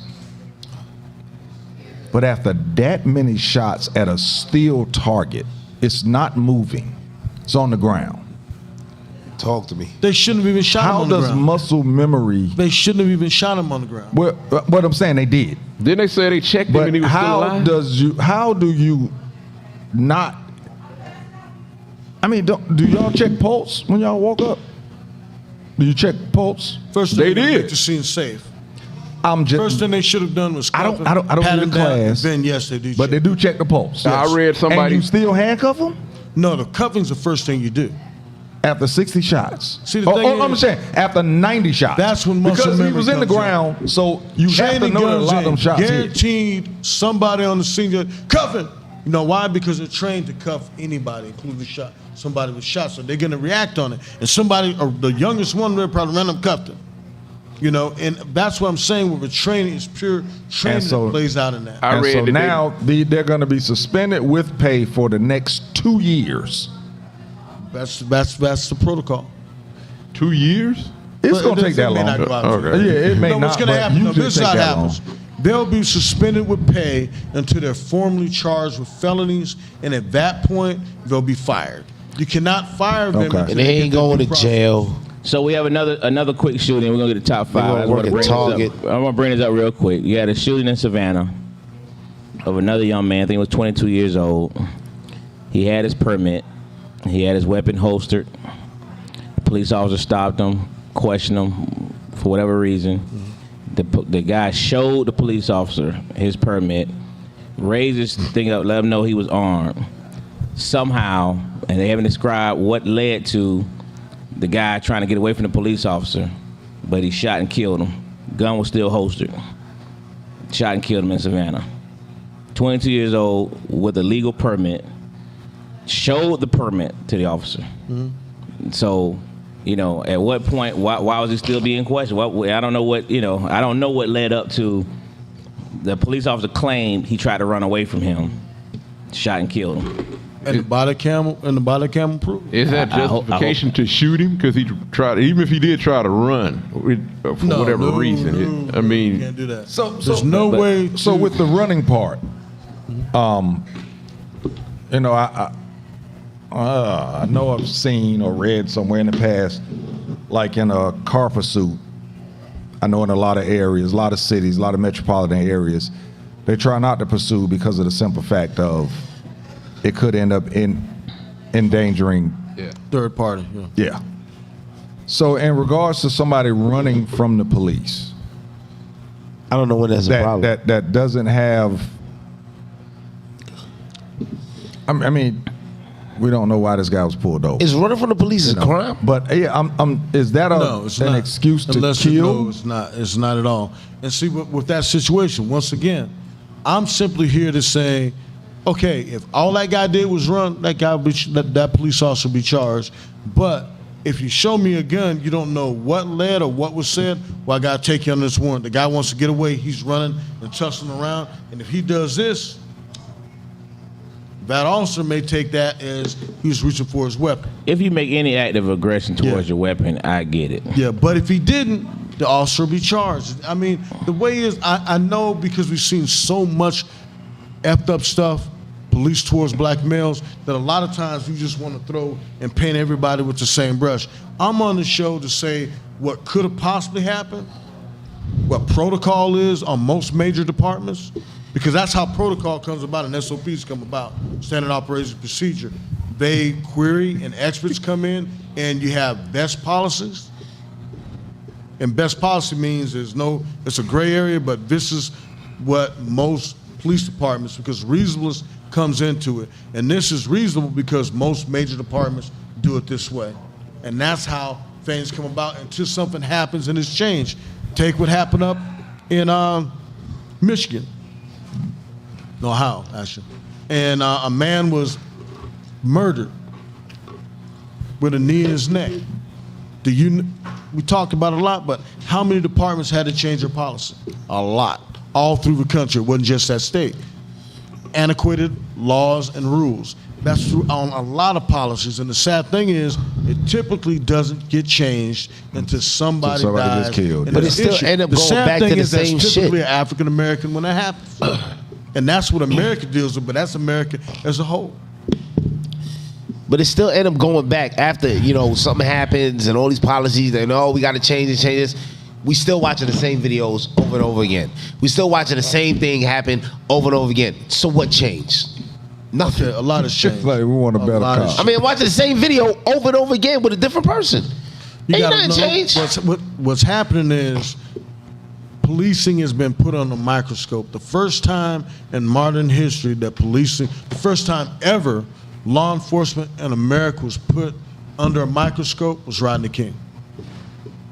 Now that ain't changed nothing. Think of what that changed the whole. Hell no. You know how many more people been killed since 1997? It's a good Rodney King was 94, 93. Like how many people have been killed since after that? There's gonna be people that do wrong things. It got worse. I said we're put on a microscope because of that, and because of a lot of these unnecessary shootings or overkill. A lot of things are coming out that are changing police policies. You're no longer allowed to engage the way people engaged in the past. But things happen. There was I forgot the case, but it was in Tennessee when a burglar ran and he was killed simply from running from a burglary. And so that changed the policy that you can no longer shoot a fleeing felon. And you have to be able to articulate the fact that the felon has ability, opportunity, and jeopardy is still applied, meaning he has the ability to do whatever you think the threat is to carry out what he's threatening. Or So think about the irony of that. You can no longer kill a fleeing. I ain't gonna say he's a felon. No, not all felons, because you can still kill some felons. Somebody that's fleeing. Yes. So if you evaded the police, you get shot. Wait, No, so you cannot. how can you? But I'm just saying. How you know he a felon if he running? How can you determine which one can be killed and which one can't? That's where training comes in. That's why the Supreme Court has decided to judge officers through reasonableness. So they had a felon tattoo? I'll give you a question where I could shoot you in the back and be justified as a police officer. Okay, I come in here, you kill him. Then you take off running towards an area that I know has 50 people in it, and you still have a gun. That's when you can shoot a fleeing felon. That's understandable. You'd have to be able to articulate where the threat was, or if you're in the middle of a shootout. Basically, you can say that this person wasn't fleeing to get away from me. He was fleeing to go kill somebody else. But you'd have to be able to you just can't realize you can do anything, but at the end of the day, you got to justify anything that you did. Well, and what I just said is justification, pretty much. No, it depends because there's a lot more you'd have to look at. But from what you just said, he was if killing he's somebody. I didn't know was his intent a mass shooting or was this a guy that was screwing with his wife? And so when the guy runs, there you go. Mass shooting. Because think about it like this: I don't shoot you, and I clearly had a shot. Then you run in there and start shooting everybody in there. Then I kill you, but you've already killed 7 people. Right. So if was a fifth, we'd all be drunk. Now you see it. No, but if yeah. But the irony of it is what you said is that if you're fleeing, of course you have to distinguish whether or not you're fleeing into people. Forcible felony, not just but fleeing. If you run into the forcible woods, felony. If you run into the woods, you ain't running into nobody to shoot anybody else. It's unlawful to shoot. It has to be forcible felony. But because and this they're not guy, just going to do it. But because this guy actually did not keep running into the woods, he ended up getting killed. Think about the irony of that. So the dude that just no. It's simple. I said very technical. Can it be justified? That's right. I gave you an example of how it can be justified. Right, but then if you run into the woods, then it would have been justified to kill that fool that shot all them damn people up at that parade because he'd already done killed 6 people and he was armed and dangerous. Got away with it. But what happens is on a felony stop, it's not like you see when people just rush up. I'm saying they're going to be on the intercom and say, "Sir, with your right hand, turn off your ignition. With your left hand, reach through, throw the keys outside of the car. That's so the guy can't, exit out. We're going to tell you exactly what to do, and you just start giving the commands. One person's giving that commands. Not everybody out here has got a gun drawn. So you have everybody's out there. You probably got a news copper over the top, and the guy that's okay. Let me see your hands. That guy is bitched up. He says, "Look, I ain't no gangster. I don't want to die. I thought I was going to get away with this." Think about it. He wasn't a mass shooter in the way we've seen it, a crazy guy that kills people. This guy wanted to leave to kill again. Okay, so this guy decides, you know what? I'm not built for this killing shit. I'm not going to kill myself. Let me just put my hand. He didn't want to do suicide by police because he just opened the door and turned around and get lit up. They said, put your hands out the window. Throw the keys out. Put your hands out the window. Boom, boom. With your left hand, open the door. Boom, he opens the door. Boom. Once you exit the door, interlace your hands behind your neck. Walk backwards. Go down to one knee. I mean, you giving the whole breakdown, and in theory, all that's great, but it just appears that only works for one race. Right. It just appears that those things, the black person doesn't seem to be given that opportunity, and even if they are running, I mean, there's certain scenarios, again, somebody that's, again, they haven't even said if he was even what the charge is for. You know what I mean? This other kid gets shot down the street, in Savannah. We don't know what it was. It was a conversation that led to a deadly shooting. Mm-hmm. You know what I mean? And not one time are we saying that the police officer was shot at. Well, the one they saying allegedly shot from the car, but he wasn't shooting when he was running. Mm-hmm. You know what I mean? Like the one here in Atlanta, we knew the guy shot back at the taser. It was clearly shot, so we all knew they were gonna get off. We all thought of that prior to it happening. Mm-hmm. You know what I mean? But this guy, there's none of that. There's none of that.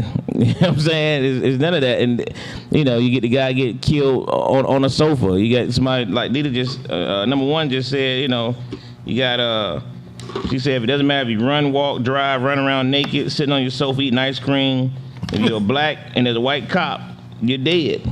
And that's just where it continuously appears that the black person not given the opportunity or the second thought of, maybe I'm not trying to kill the cops. You know what I mean? That's the way it is. But these other folks who are clearly killing people. Yeah. I mean, this guy shot 3 police officers, killed them, and it's taken into custody. You know what I mean? And they bloodied his eye. I mean, he took a nice little beating, but he could talk about it. But he can talk about it. He alive. But with that, man, we're going to get the top 5 because this one of them conversations can keep going on and on. Hey, on and on. Hey, man. Some of the comments are hilarious. Can you read some, please? Michael Andre said, is he married to a white woman? God, dog. He's single. He said, you still going to get your pension if you admit the paperwork was filed. Andre, that's a masseuse, right? He said he was. That's a game masseuse, right? And he was... They have the podcast together. Him and that Adrian. one. Oh, him and Adrian. Yeah, they have the podcast together. The guy that called in. And oh my God! was taking up for hilarious. Yeah, I heard about that white cop shot an unarmed black man in the back of the head. Yeah, I saw that one. Hey too. man, appreciate all y'all tuning in. I wish I could have got to the. I was too in tune into what was happening up here to get to your comments. We ain't got there yet, Mike. We're gonna have us a big screen so we can look at all the comments at the same time and everything. We're gonna get there. We're gonna get there. So. And I can pick out my responses. Hey, right. I can roast back. I can roast back like shots Andre. fired. Andre. All right, top 5. Go ahead, Lo. All right, top 5. We hit Prince. We hit MJ. It was suggested last week we're gonna get a female, so here it is. Top 5 Whitney Houston songs of all time. Oh shit. Top 5 Whitney Houston songs of all time. Let Benjamin start. He picked the mic up. Shit, I can't name 5. That ain't my music. Top, you couldn't. I was trying to Google real quick. I know I want to dance with somebody. Oh man. I will always love you. Always. The greatest love of all. Yes. Heartbreak Hotel, Roll Yes. Hard. I like that one. And you know what? I don't like the song, but my mama used to play it so much because I think my daddy left one night and the movie had just came out. Waiting to Exhale. That shoot, shoot, shoot. Oh man, I ain't gonna lie. I like the song, but I don't like the song. That's my problem. I don't know the names of her songs. Word, you don't. Yo, she is. All right, if you don't know the name, you gotta sing them. You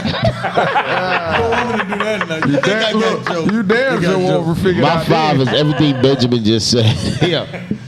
I'm out next. Yeah.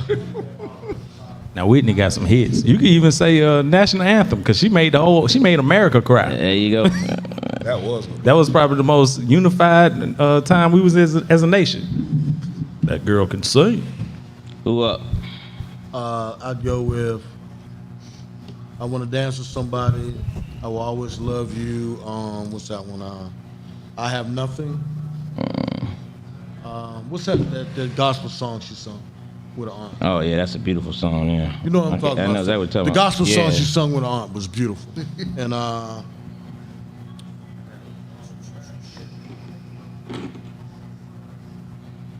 an Anita Baker fan, so He's. I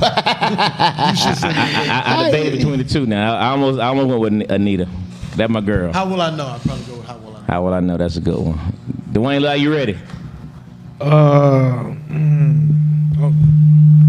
Put the phone down, Negro. Yeah, we're gonna go with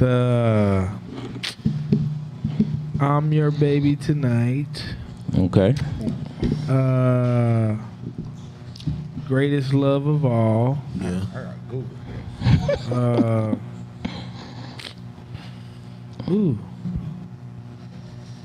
You Give Good Love. Yeah, I like that too. She had a nice catalog.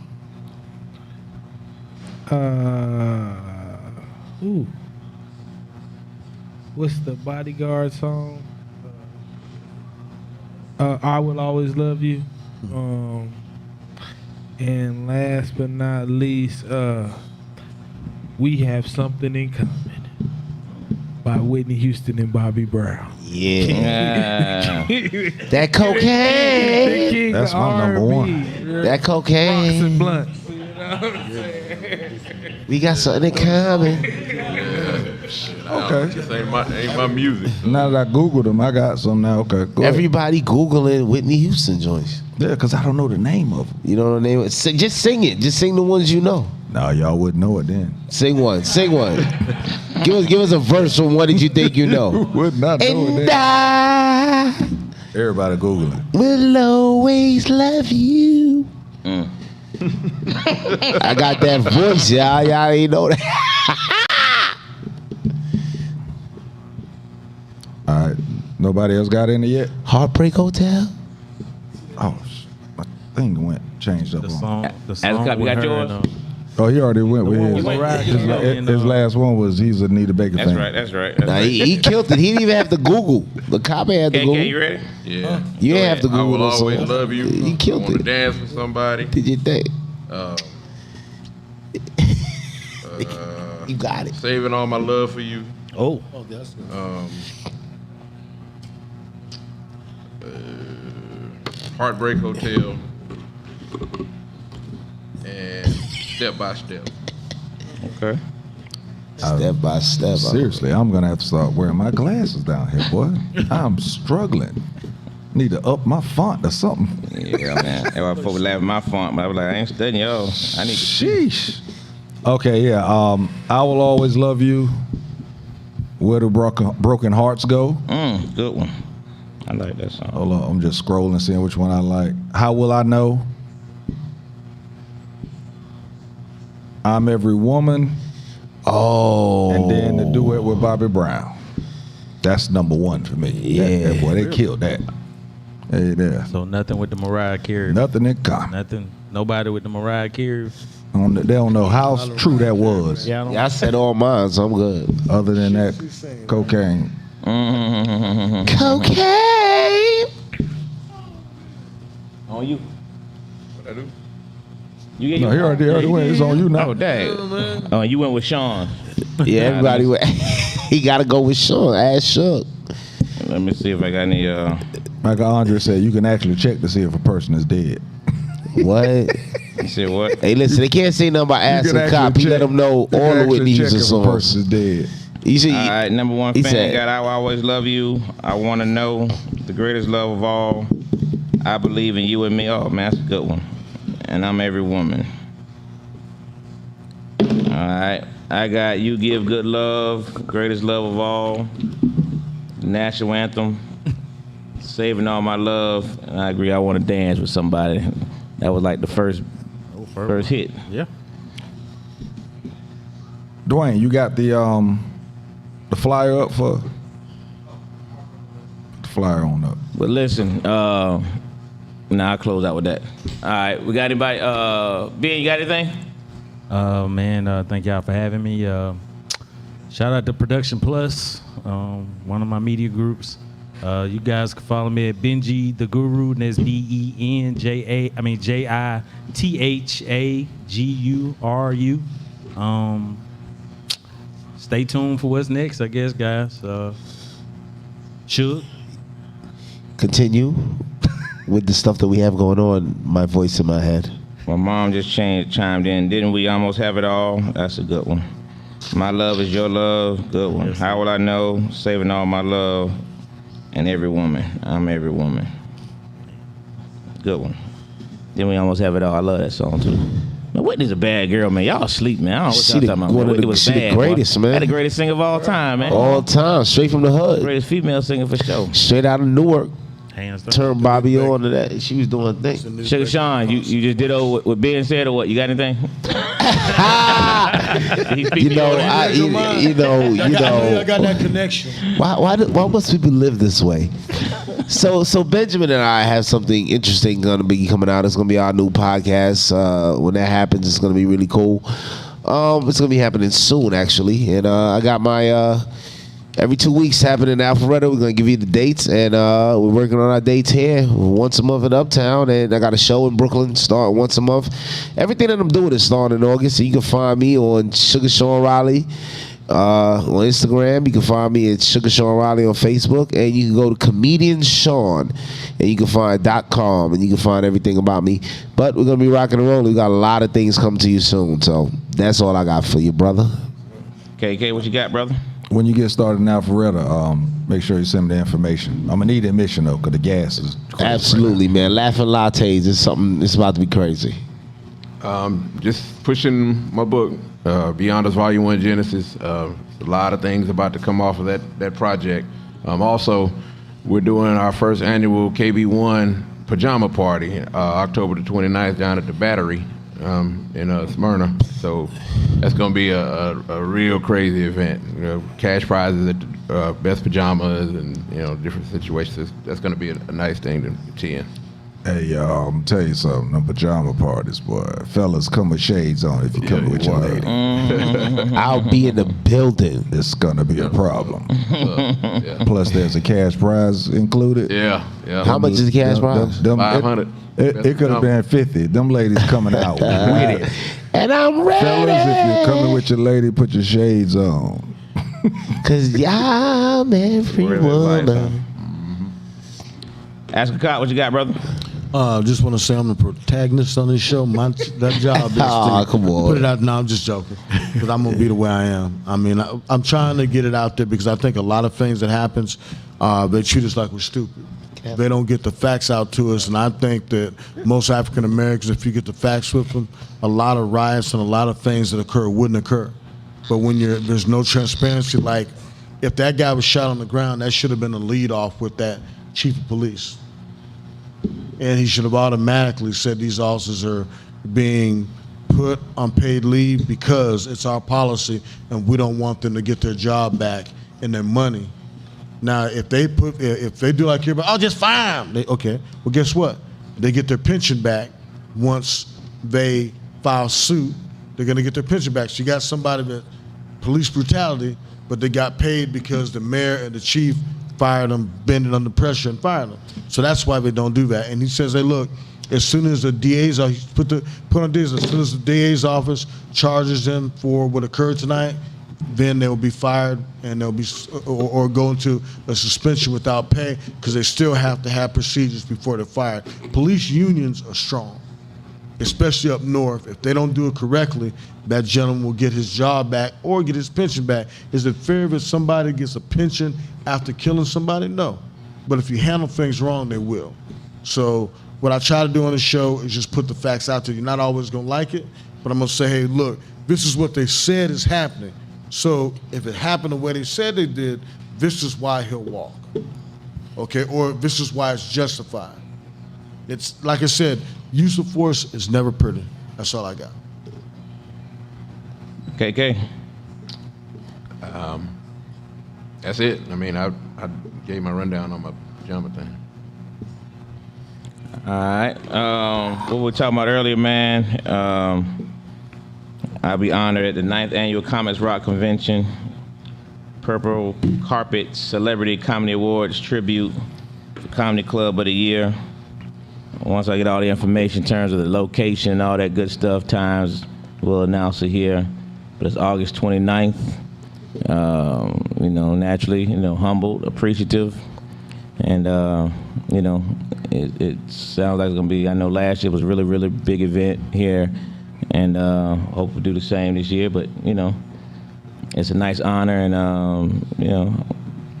for the work we put in for the last 18 years. So, salute to Hope Flood and other folks, Tina Graham and all the people who put this thing together and, hit me up and let me know they wanted to honor me. And, I ain't no braggadocious person, but I am honored and humble at the same time. On another note, that's a great thing and I appreciate it, but, I want everybody in this comedy world, family, friends, whatever, to put all your prayer warriors, the strength out to my good friend, one of the best comedians ever do it, one of the best hosts, as he calls himself, the best host alive. But our brother Nard Holston is in ICU. What? Oh wow. Huh? Yeah, he's not doing well. He's had complete kidney failure. What? He's been sedated. He's on a what you call the thing, the breathing machine, and it looked like it was gonna be a turn for the better the other day, but it took a turn for the worse today. So right now it's literally in his and God's hands where it goes from here. He's not conscious, and it's real sad. When I first heard about it over the week, I was just hoping and praying. And then he said it may take him off of the machine to see if he could breathe on his own. But they said today that if they took him off today, they don't think he'd survive. So I don't even know what to say, man. Nard is a true friend, a dear friend, known the guy throughout this comedy world, man. And this is a guy, man, that literally calls me every day. And there's no exaggeration. I mean, Nard calls me at some point of the day, every day. If it ain't for 30 seconds, say, what's up? You know what I mean? But I'm truly sad, and I'm just hopeful that he fights through this. But now it's literally in his and God's hands. So pray for his strength, man, and family. And I'm just hoping that, better news comes. But he did take a turn for the worse today. So there we go. That's crazy. Wow, man. Prayers to his family. That fucked me up. I ain't know about that. Wow. Yeah, man. When did that shit, man? Giving a shout out, man, to my guys from the Daily Jam. My man Michael Andre, my man Adrian, Jamal. Their podcast, Season 4, is actually airing out, streaming on YouTube, Spotify, and Apple Podcasts. Y'all make sure y'all tune in to them. It's funny cats, man, for real. I've been on the show with them before, and as you can see, they're really, what should I say, controversial? Yeah, they roast my ass off. They come with it. They come with Have it. me on the show. I love the show, so if you get a chance. Plus, they shouted out Classic Konversations with Jae Tea and Lo, who's dope. That they did that on their first show of the season. So, you get a chance, make sure that you tune into them cats. For me, BET Tales, I think it's going to start airing in October, I think I saw. Your guy will be up there, featured actor up there. So make sure that you check that out. Already told you about, down in the valley, P Valley. I was up in the Pank, throwing my ones. Good thing is I got to get my ones right back and recycle them. That's a beautiful time, boy. Hey, man, again, congratulations on that award. What you may not have known is that I'll actually be presenting you with that award. I thought I was going to be able to do that. Right? So I'm looking forward to that, boy, because I remember when this dude was way behind the scenes and didn't want anybody to know anything that he did. Loving that he's out on Front Street so we can give him his flowers as he's here. So I'm looking forward to that. That's, like you said, it's going to be August 29th. Location to be determined right now. We're waiting on that, but that's going to be pretty dope. I'm gonna have a pretty good time with that. Can I say something? Got your finger up for it, man. Yeah, as a comedian, man, and I hear a lot of this. I'm not saying that, Nard didn't have insurance or whatever the case may be. I just really, it touched me because throughout my journey and doing this for 18 years, man, I'm hearing things more and more when it comes to health. There's a outcry and a shout out to all my comedians, man.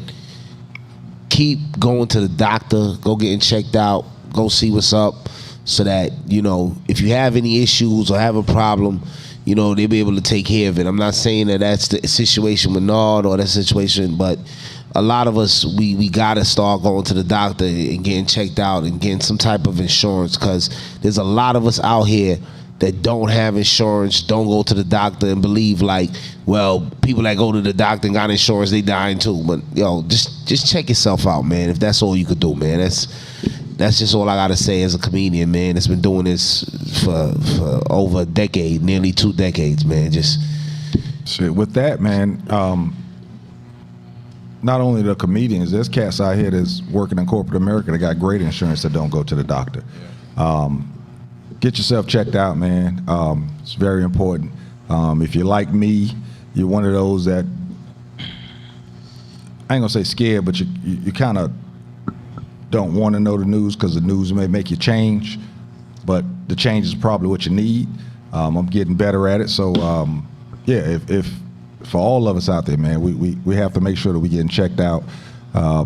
Looking at everybody across this table here, ain't none of us 20. So except me. You gotta check them things out, man. Get everything checked out for sure. But again, putting the spotlight back on my guy here, man. For real, this dude deserves it. I've seen him work. I've seen him work. Y'all don't understand what I'm saying. I've seen him work, and he deserves every last bit of it. As a matter of fact, it's well overdue. I don't know how long these awards been going, but it's well overdue. Uptown Comedy has been a staple in the community. It's been a staple in the nation in regards to one of the top comedy spots to visit. And before you knew he was running it because again, this guy just did it. And so I'm really excited about that. I actually may write my doggone joint. I usually just go up there and go free willy, but I might just write this joint here because there's so much I got. I'm gonna embarrass him too. He don't know. I'm gonna embarrass his ass. I'm for real.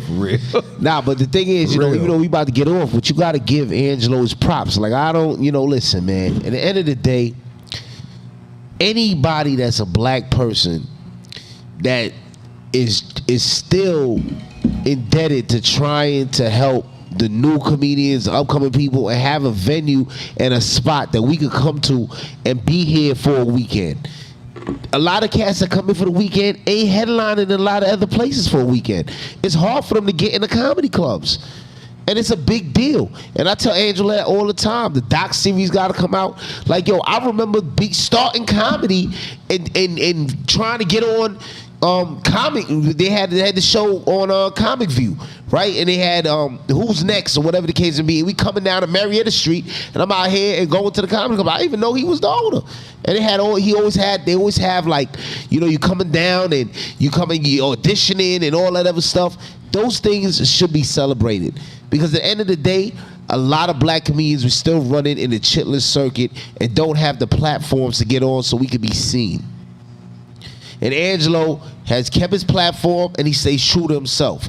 And I ain't about to keep giving you these flowers. I'm gonna give you flowers. I told you on the phone. I'm not. Dude, he gave you a day, okay? You got a day. Huh? You got a day, all right? I got a gun? No, he gave you a day. You got your spot. I got my spot? Yeah, cause shit. I ain't doing it for my spot. But listen, Angelo's become more than just a guy that I met. I got it, son. That I was, working on, coming in here, doing a comedy show, whatever. He turned into a friend. I like the guy. Like, it's not even about comedy. I call Angelo and talk about regular. No, I'm not doing that. Sean.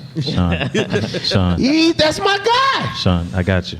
Well, I can talk about it from. I can explain it right here. Explain it. You're a real one. Right. Appreciate you. That's what I meant to say. I'm out of here. That was it. I can speak from the perspective of somebody on the inside. I ain't do that, dude. That's not what it's for. He know I don't kiss Angelo ass. I don't do nothing. I worked for Lowe for 4 years, ran security over on Marietta Street. The club. You kicked me out the club. I probably did. Yeah. The club was more than just a club for us. The people that worked there. Some of the best relationships that I formed at that club. It was always a real family environment. Loden took care of a lot of people, and they did a lot of things that a lot of people didn't know how they were gonna make ends meet, and Angelo made it happen. So from a personal perspective, as a friend that I trust and that I love, hey man. This is a real dude right here. August 29th, y'all be there. We'll tell you where. But we knew when he had a fade. Yeah. Be there. So, I think we can close it out on that, man. We'll be back next week. I think we're going to, I keep saying this, we're going to get started on time. I'm going to keep saying it. Never. I'm going to keep saying it. I get here when I know y'all We're going to get started on time. Yeah, that's it. Classic Conversations with Jae Tea and Lo. And that's a car. And we out. You dig? And I was a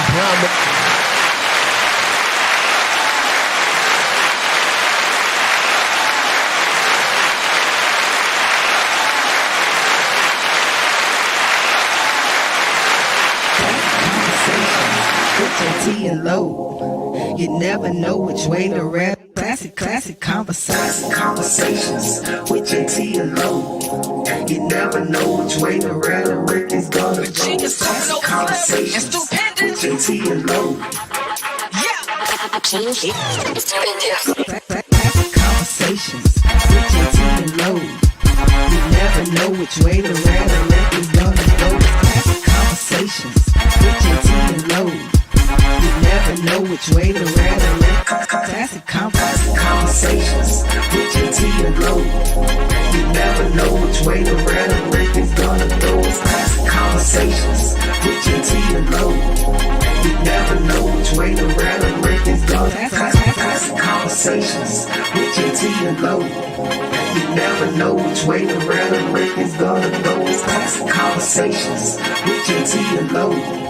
You never know which way the rhetoric is gonna go. Classic conversations with Jae Tea and Lo.